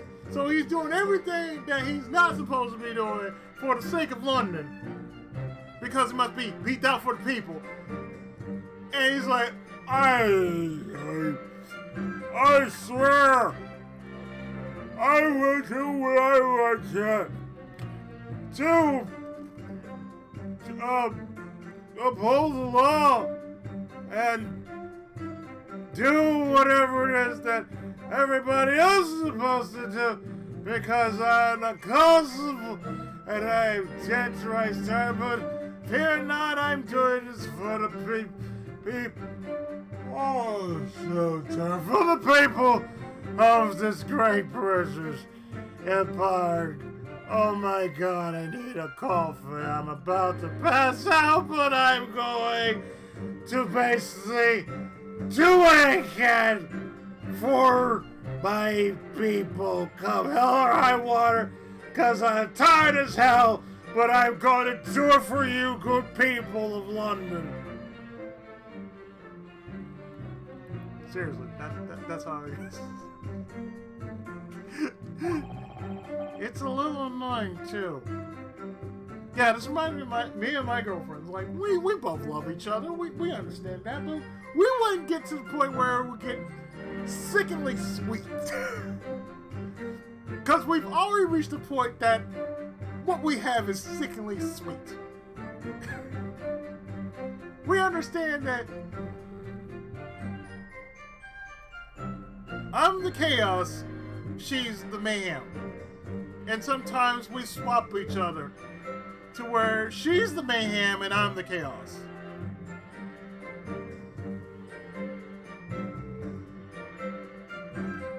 Or on some days we're both like we don't give a fuck. So there you go.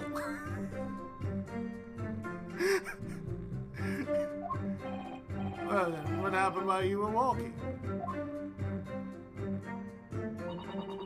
See, look at home dude right here. He's like, look at this dude. Dude look like he's about ready to pass right the fuck on out. I'm like,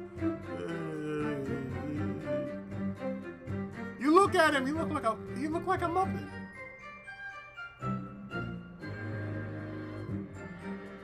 It's like, give this man a pillow.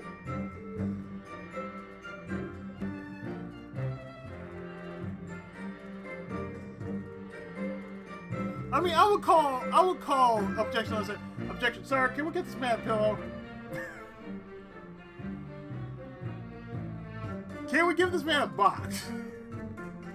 Can we give this man something so that he can lay down and just for a moment? It's like, he's been working 20. How long have you been working? 20 miles, sir.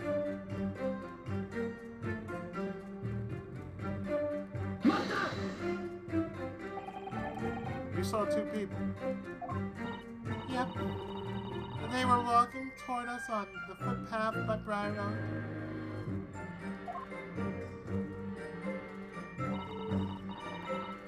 There was this big roly-poly person, and behind the fatty, there was a tiny little guy.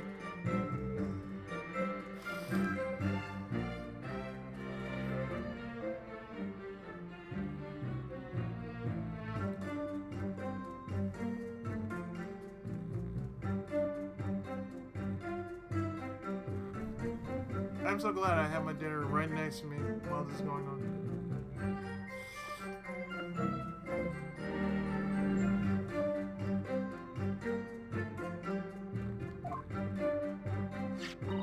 She must be talking about Susuke and the victim.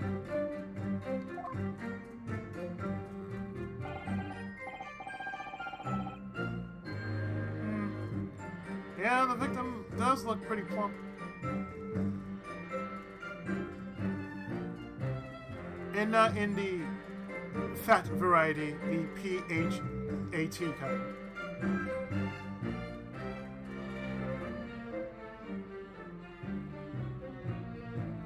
Miss Butterball, I'm sorry you have been sliced.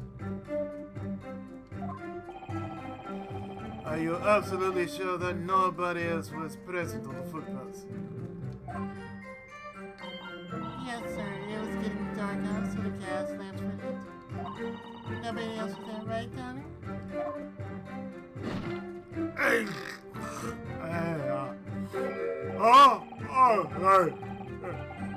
Hey, there, phone me. Briar's footpath will get station. Visibility is pretty high. Since the gas lamps, we will never miss anyone nothing. Answer this next question before you fall asleep again. Are you absolutely sure? Absolutely, sir, sir. As a constable on the watch for crime, I declare that I am sure. My conviction is almost as strong as my love for Roma. Roma, my love. That's my sweets. Oh my god.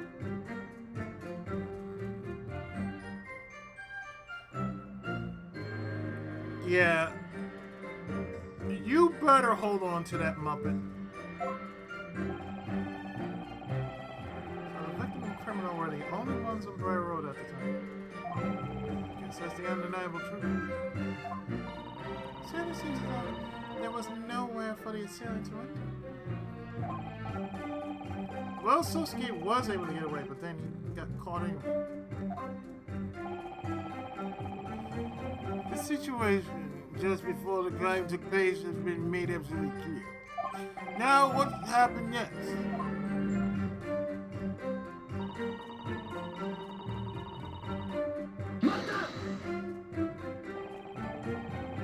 The other person dropped something. Could you explain? Sure, at the time I didn't know exactly what he had dropped.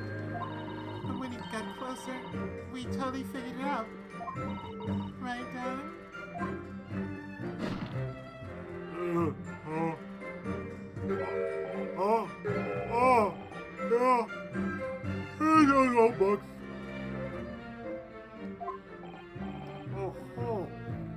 Books. Yes, sir.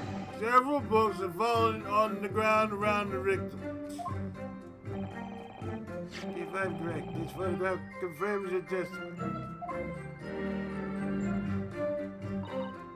You tell me, when that evil Japanese guy did the deed, he dropped him.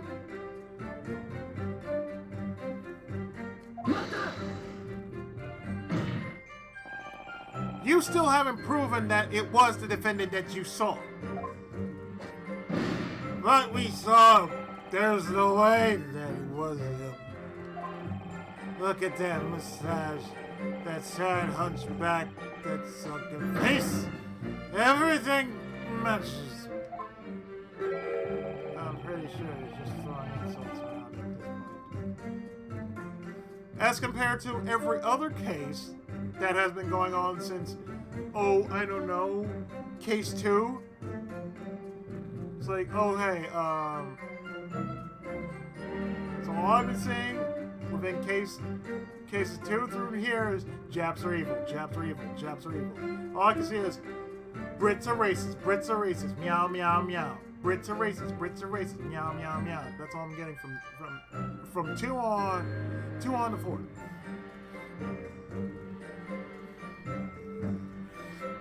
And I'm not saying that, in general, but I mean, within the run of this whole game, that's all you've been seeing between Japanese and British. It's like, hey, we want to be part of this world too. They just prove, we don't like you because you're Japanese.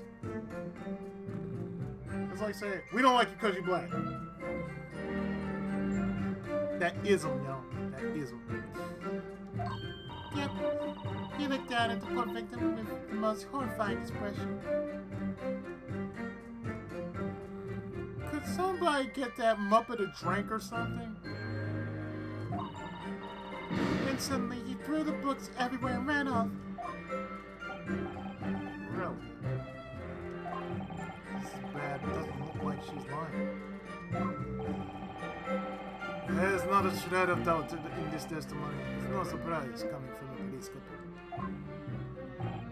Go on, continue the testimony. Sir!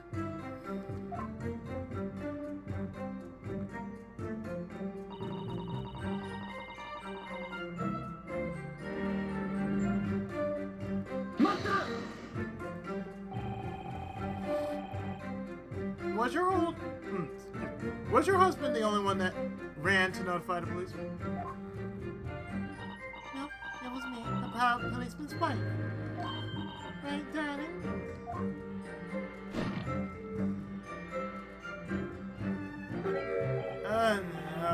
place. Mansion may have been over today, but as a policeman at heart, I still haven't seen too much over the crime scene.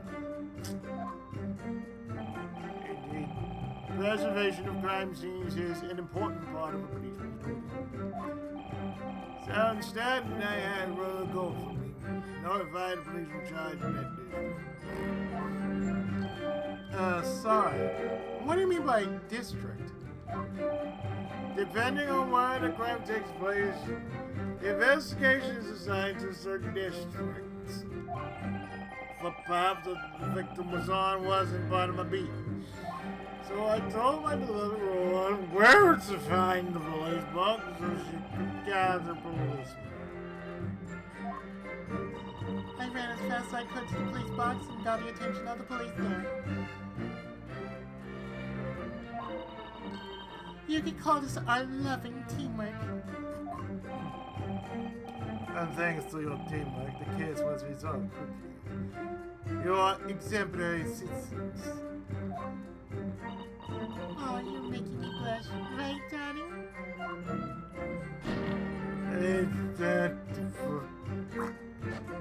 Oh yeah! Ross the best.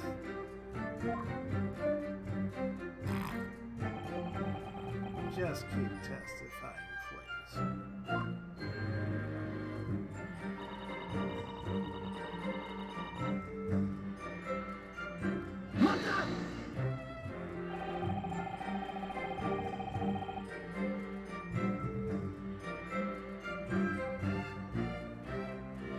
Would you really be able to see his face that clearly with just gaslighting? Back off, you! Don't you underestimate a Londoner's eyesight? Hey, what?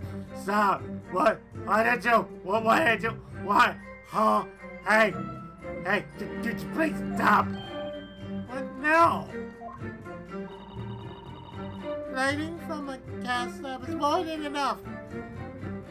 I understand, but do you have to stop manhandling your husband like that? Especially because that pesky fog was thinner than usual. Ma'am, could you please let your husband go? Fine. Fine. London has become famous all over the world for its fog. So is California for its smog. But for us, it's hard to see it as a good thing. See, California, we have smog. Because on days when it's especially foggy, you can hardly see your own hands. It's as thick as pea soup. Could you please let go of your husband now? Okay, I get it. Just let your husband go, please. Every day our eyesight is tempered by the fog. We're absolutely sure when we say it was that Japanese guy over there. Right, Johnny? Huh? Huh? Yeah, definitely defended. Look at that mustache. Sad hunchback. Back, sunken face, everything matters. At the very least, we confirm that these two are confident about their testimony. The man they saw fleeing the scene was so scared. Is that all they have to say? How are you feeling, Arnold? Well, my first impression on hearing the testimony is bad. Well, the way they testified, I'm not sure that we have much room to argue.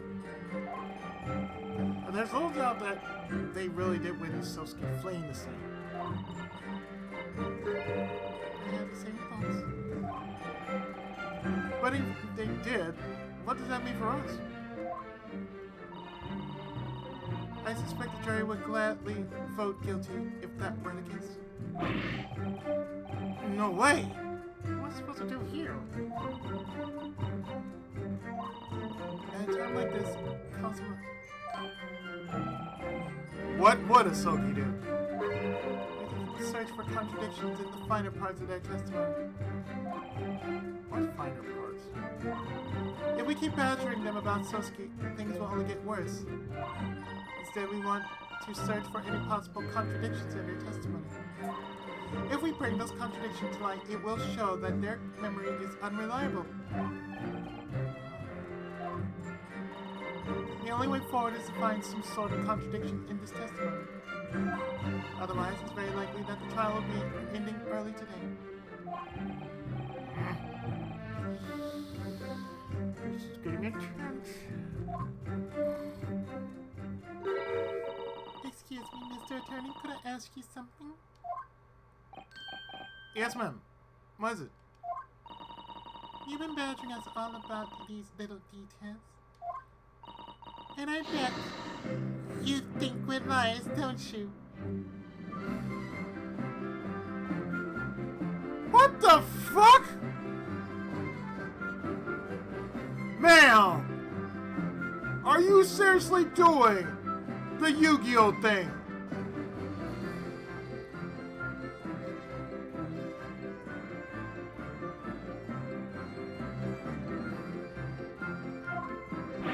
What? No way, I swear I'm a policeman's wife and I'm telling you, I saw everything. For example, hey, you know all those filthy old books at the crime scene? I remember every single one of the names of those books. But you're just going to apprehend me anyway? No, there's no need to yell. Yes, there is! That stupid Asian doesn't know that this wife is... That stupid Asian doesn't know what this wife is capable of. Calm your ass down, Chi-Chi. Goddamn. I don't care to know what you're capable of as woman. Goddamn. But we shall not be slinging names around here, okay?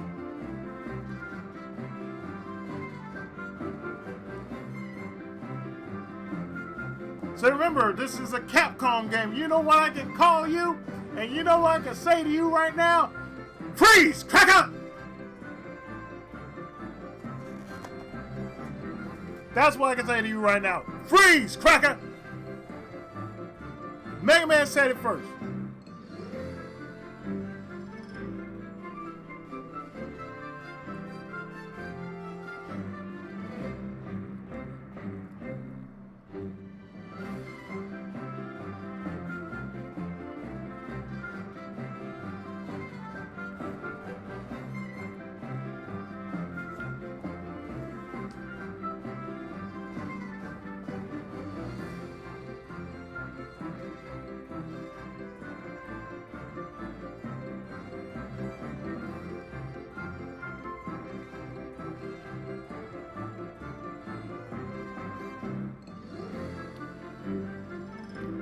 How about I hit you with a book?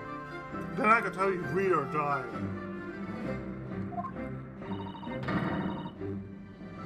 And even if I let it pass, Pat would take him down in an instant.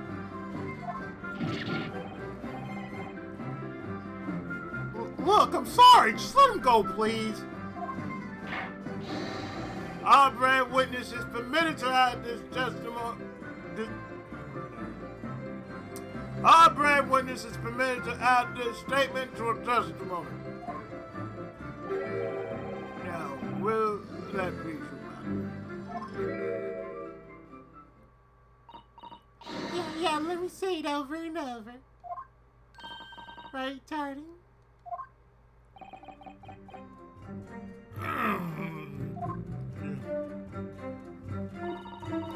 I even remember the names of all 4 books that the criminal dropped. Come on, try me.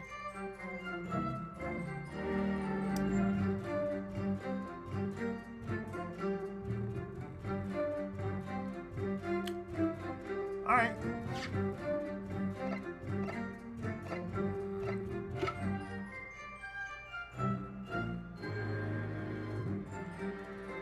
Then, ma'am, say no. Can Can you tell me more about these 4 books that had fallen at the crime scene? Of course, I totally remember them. Somewhere Under the Sea, Monsieur Someone, Something Tales, and The Adventure of Something. What? What? It really does pain me to say this, but there's a major issue with your testimony. What? There should have only been 3 books at the scene of the crime. Take a look at this photo of the crime scene. As you can tell, there are only 3 books in the picture. No, wait, I swear, I saw it! Oh, wait, no, that's it. Of course it is. What is it? That dead body's in the way. The last book under that dead tub of lard. You just can't see it.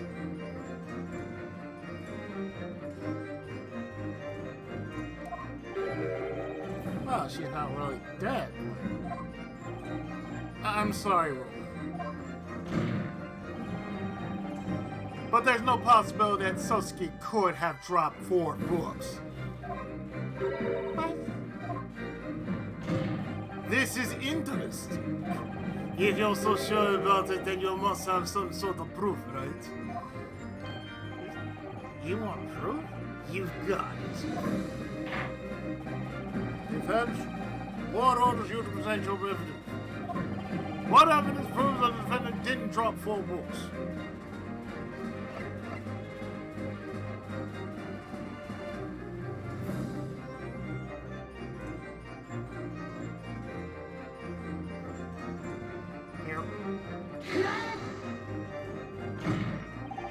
Obviously, it's this receipt. Chadder's books and porn. The details of what Sosuke bought at the bookshop are recorded on the receipt. But as you can see, only 3 books are listed. No way. There's no way Sosuke could have dropped 4 books when he was only holding 3. This calls into question the accuracy of what the witness saw.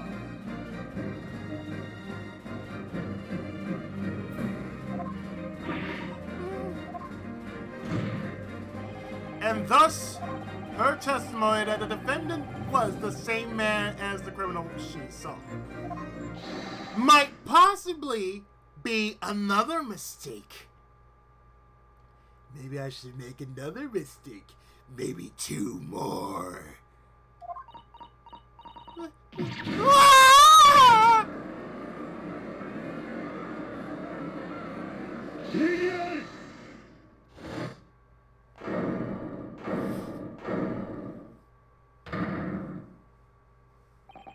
I must say, the most disappointing one among us is you, Japanese boy. Please call me by my name, motherfuckers. Ryu. Ryu no Suke. Okay.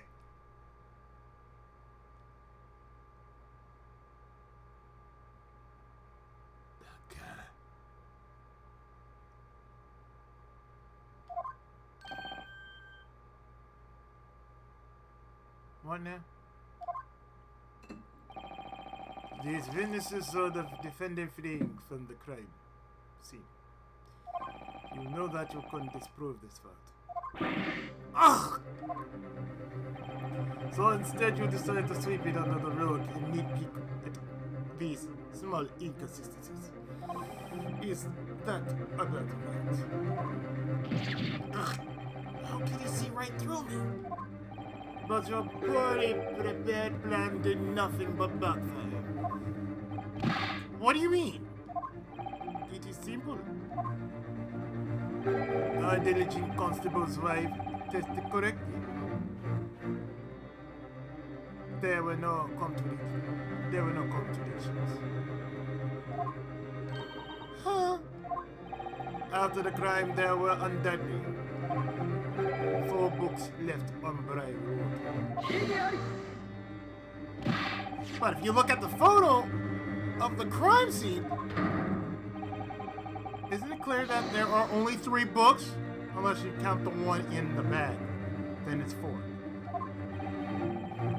Yes, there were only 3 books in view of the camera. In view... You don't mean...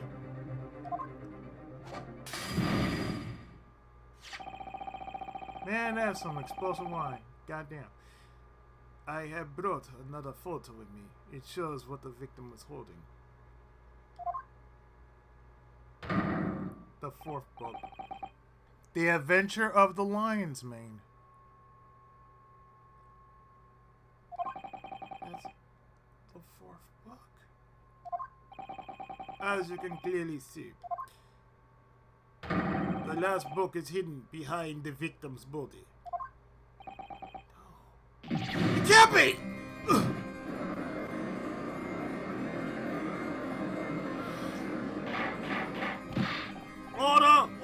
Order in the court! See, look at it. Take a good look. Okay. It's just like I said, right, darling? Okay, definitely not like me and my girlfriend. That's a bold-faced lie.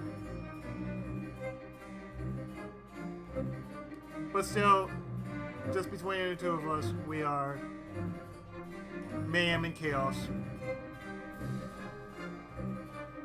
I'm more mayhem than chaos, and she's more chaos than me. But together we are a dangerous duo.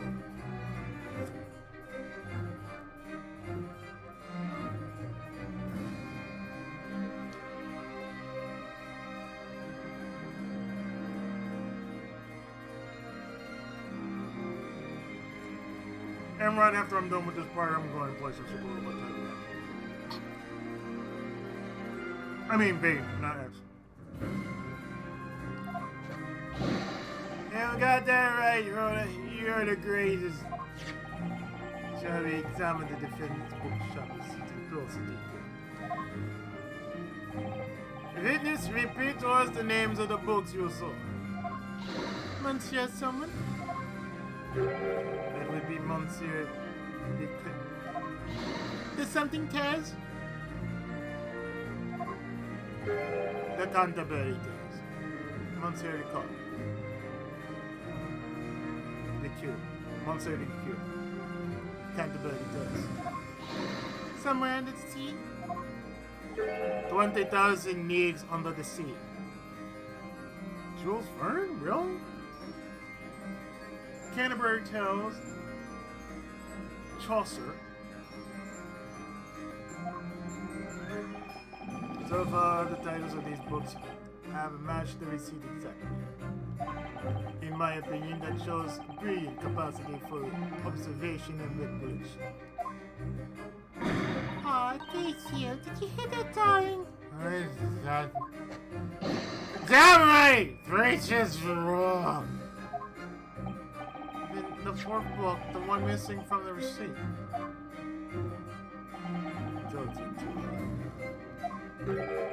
The book shown in the picture is the 4th book. The Adventure of the Lion's Mane. It is mystified indeed. I wonder why the 4th book is listed on the receipt. There's nothing mystifying about it. The victim is the one holding the 4th book. Therefore, this book belongs to the victim herself. So the victim was holding her own book? By the way, what do you think happened to the last book? As we all know, Scotland Yard wouldn't overlook this. I have it here with me, preserved as evidence. Very well, the court demands that you submit the picture and book as evidence.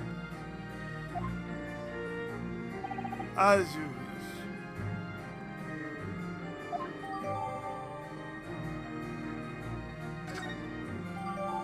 The 4th book, named The Adventure of the Lion's Mane, found in the victim's hand during crime scene investigation.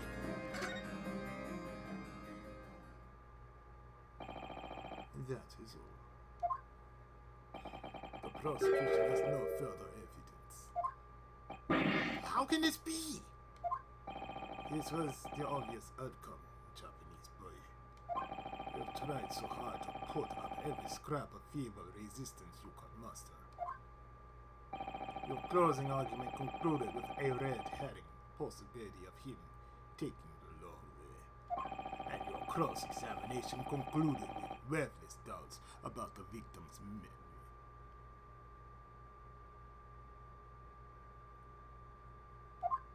Weakness. But in the end, maybe he's right. Yep, we only told Trevor what we saw. Nothing but the truth. Right, Daddy? Oh, yeah, right. Marry me, Roy. Now, I'd like to hear the jury's thoughts on the matter once again.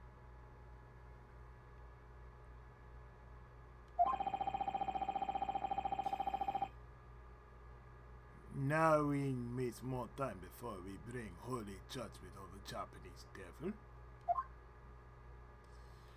This will be the last time, citizen jurors of the capital. We request your sage verdict. We've exhaustively investigated all of the witnesses and the evidence.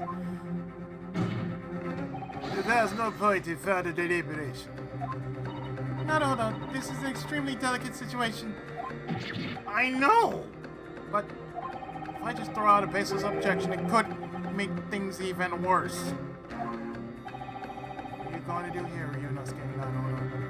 I'm going to...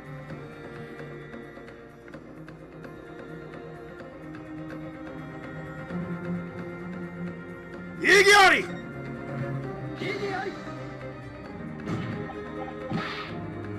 Hold it, please!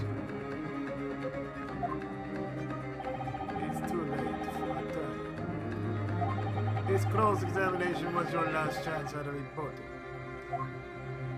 Now that it has ended, the discussion of the evidence has been concluded as well.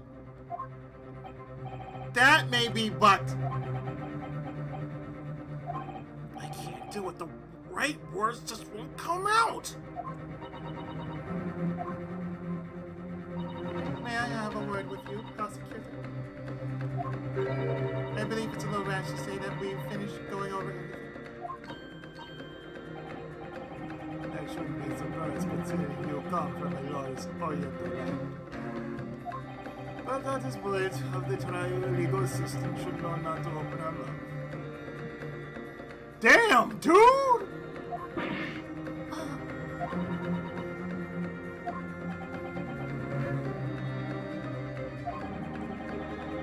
I'm still far too experienced as an attorney. So, I'm sorry if it's such a problem for you, but I still need my legal citizen's aid. No. The core philosophy of our empire is tolerance. I will allow the illegal system to speak. Suicidal? Please. Alright then, let's hear what you have to say, legal assistant. Where could you possibly see any more room for deliberation?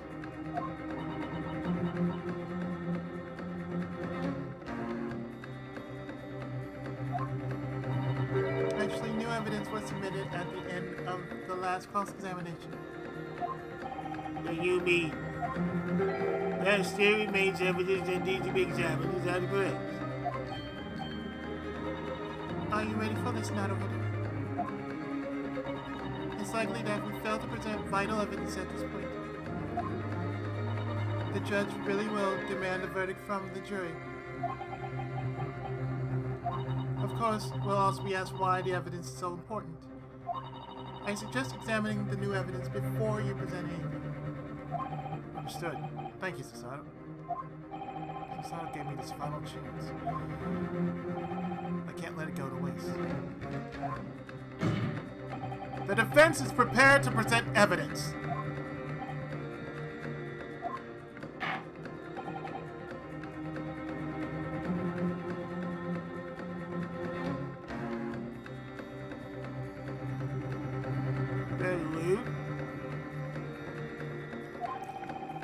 court will allow the defense to present one vital piece of evidence. Which piece of evidence hold a vital yet dormant clue as yet to be investigated?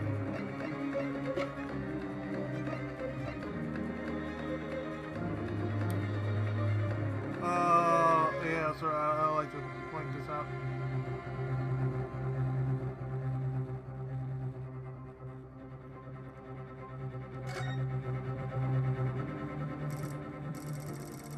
Because right here, as you can tell, this right here is reason. My, look at this! What a terrible burn! It must be unreadable in this state, especially the latter half of it. Such a shame for this to happen to a good book. Upon further examination, it seems that the burn was rather recent. The book was burned about. The book was burned recently. Something about this bottle. Because this book was found in the victim's hand. The back has been burnt to a crisp.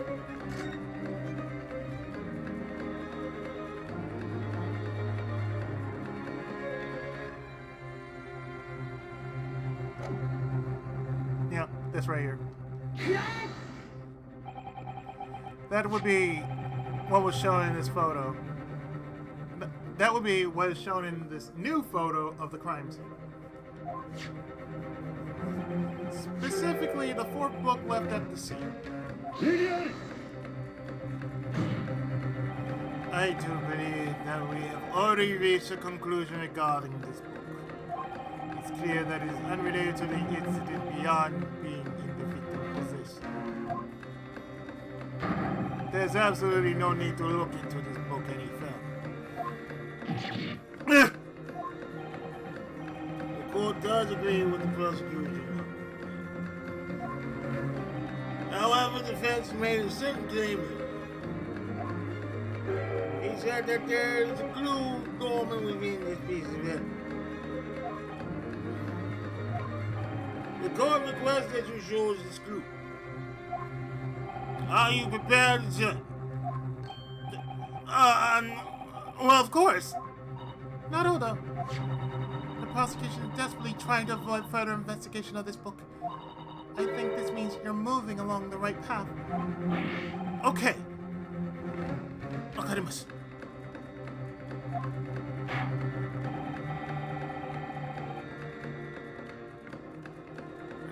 The court orders you to show us this new clue.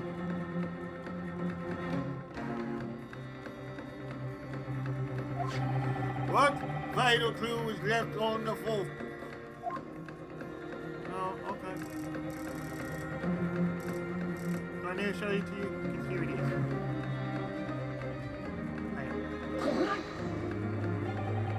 Would you allow me to show you the back of this book? The back. It's been burnt to a crisp. The book's in awful condition. I have to wonder why the victim would bother carrying such an unreadable book. It's definitely unnatural, don't you think?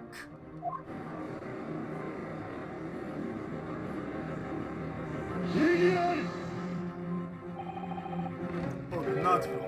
What about it, Japanese boy? Huh? Unnatural or not, should this band have no ties to this case, then it's not worth arguing over. However, you mean to assert that the burn on this book is a clue. Then what truth is this clue supposed to lead us to? A burned book. Actually, there is one possibility that comes to mind. It's a far-fetched possibility, but I have to warn you. Alright. The defense is prepared to share its thoughts. Now, the court must ask you to present one more answer to me. What is the truth to be gleaned from the book's burn mark? What is the truth to be gleaned from the burn marks on this book, the owner?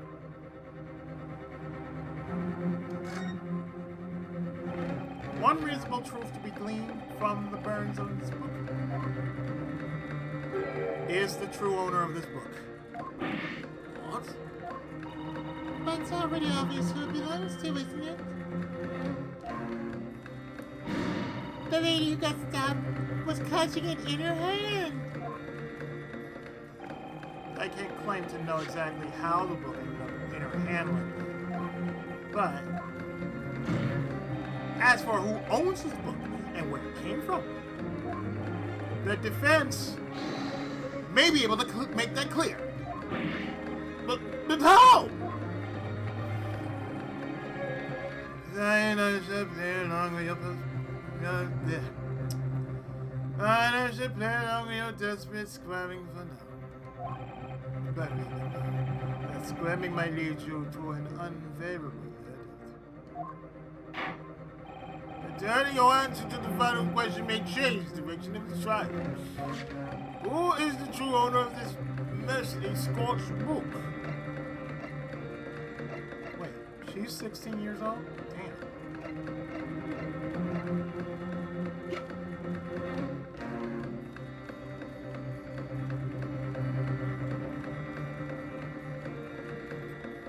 We're looking dead at her.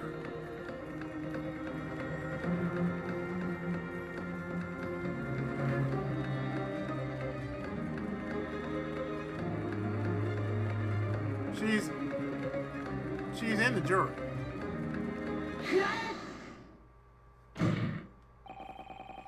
That will be the landlords of Soski's flat. The Garideb family. The landlords? I don't know if it was wild coincidence or if it was fate. But among the 6 citizens chosen as this trial's jury,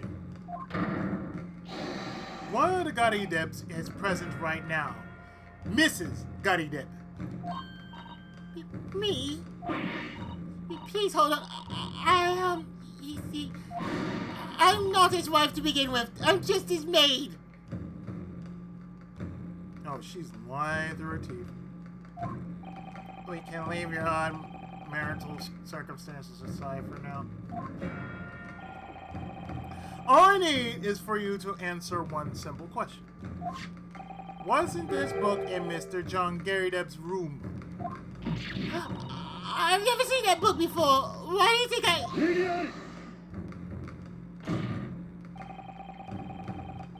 You must have lost your mind, Japanese boy. Defendant's landlord. Really. You have no basis for your claim, yet you dare point that vile finger at the law policies. No forgiveness could be given to such an act.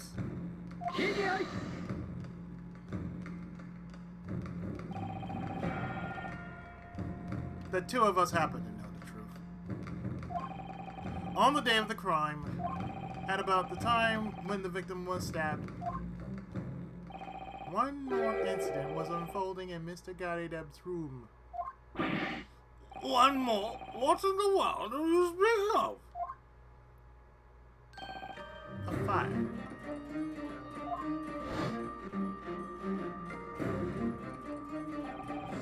It all has to happen in the blink of an eye.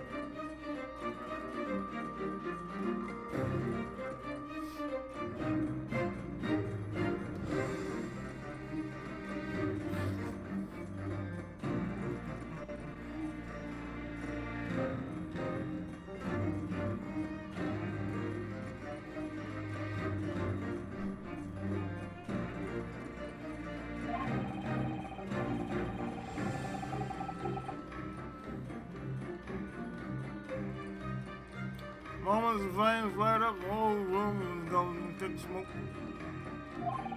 Fortunately, one run before the fire spread to the furniture. I ended up losing the adventure of the lion's mane, and I was just getting to the good part.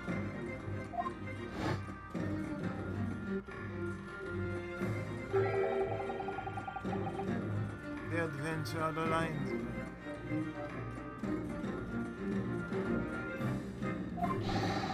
It's the same name as the book we have here. Idiot! No, that does. All it means is that two of the same name have been burnt. But that book was likely lost in the fire. There's no possible way that it could have been moved to the crime scene. Just so you know, the cause of the fire was apparently a fight between the Gyakuten. I'll leave out the details, but the wife was absolutely furious. Even as the flames raged around them, she kept attacking Mr. Gyakuten. Wow, I could never imagine it. Right, darling? Bullshit. You hear all that? Rose as pacifistic as they can.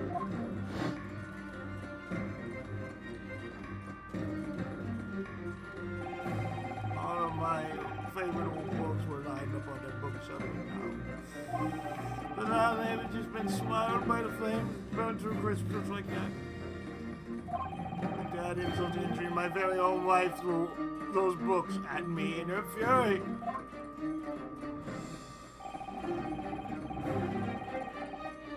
She drove me back to the windowsill to view with burning books.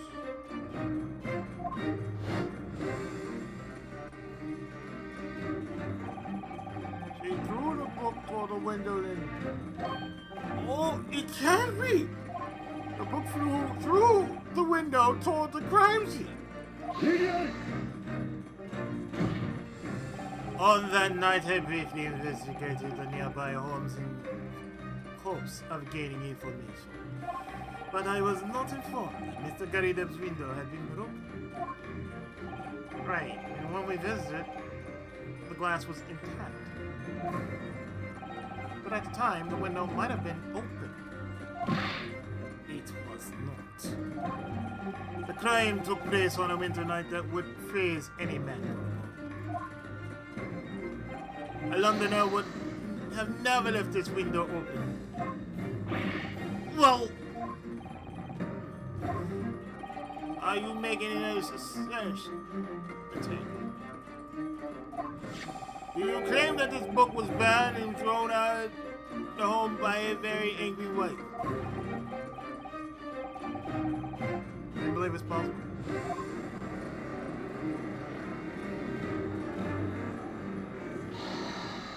I've had enough!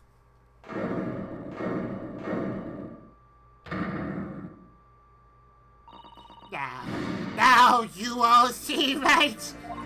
That self-proclaimed Japanese attorney over there is nothing but a yellow-bellied coward.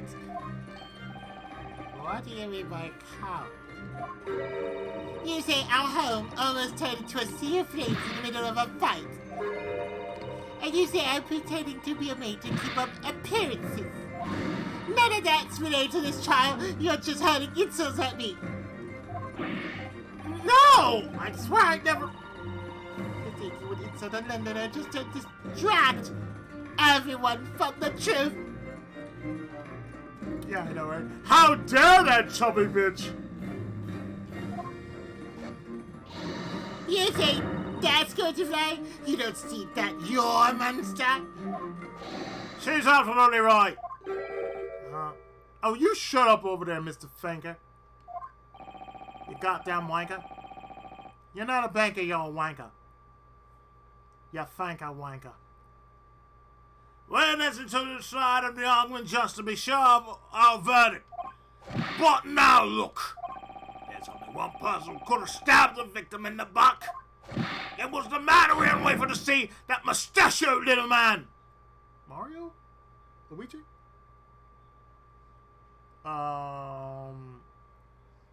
Wario? Waluigi? Birdie from Street Fighter 1?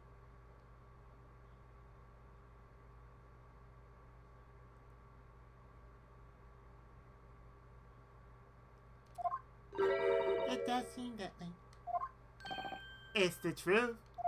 Yeah, you got it. Sure as hell! What is that? It would seem.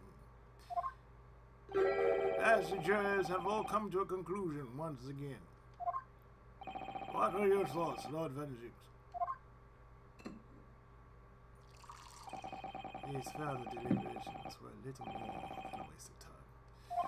But now maybe we can make up for those precious minutes we've lost. Hey, wait! The mystery of the fourth bill still has... Boots up! He got the boots up. Oh, God. Oh, God, he's got the boots up. He's got the cleats. He's ready to kick. After this trial is over, you can have your fun with that mystery once you return home.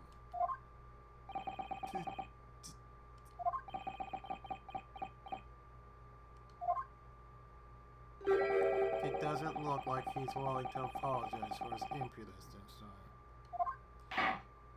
Very well, now, Judge, the time has come once again. Present your verdict to the court. You say. You say. You say.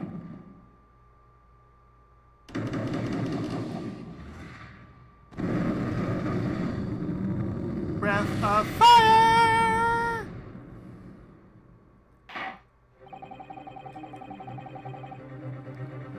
The judge has certainly made it very clear. Another guilty verdict at this time. Not all though. Keep facing forward. Susanoo, have you forgotten? This battle's far from over. Do you mean... Yes. I had to sneeze. The defense still has the right to a closing argument. One more closing argument. To overturn this mistaken verdict. My lord, the defense asserts our right to a closing argument. Surely you should be running out of seeds of deceit to swallow by now. This isn't deceit. This closing argument is for the pursuit of truth. This isn't the time to hang my head, as long as there's a chance. I have to stand tall and keep facing forward. And shake the heavens.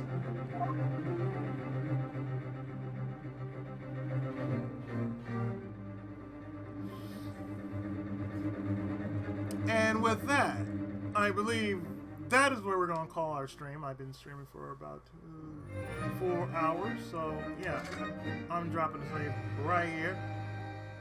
And in the next part,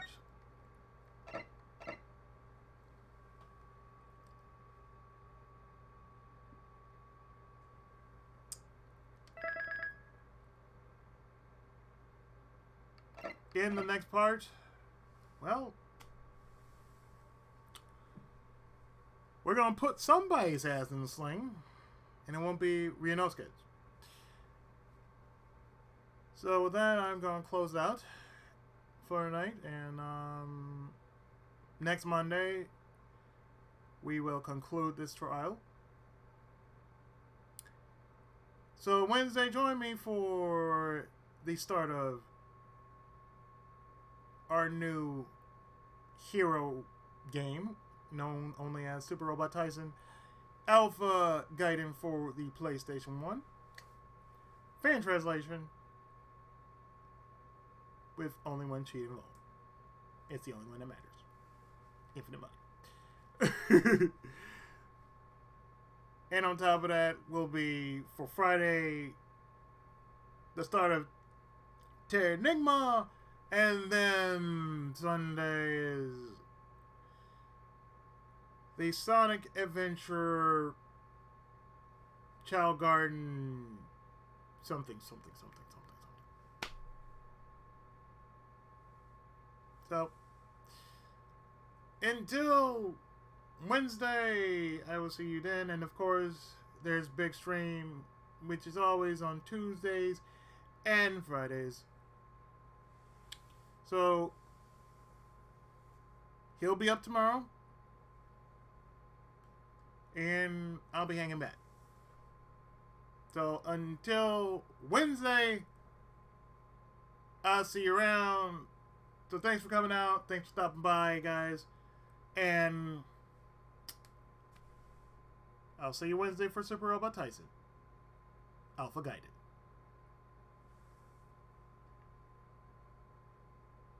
Thanks for coming out.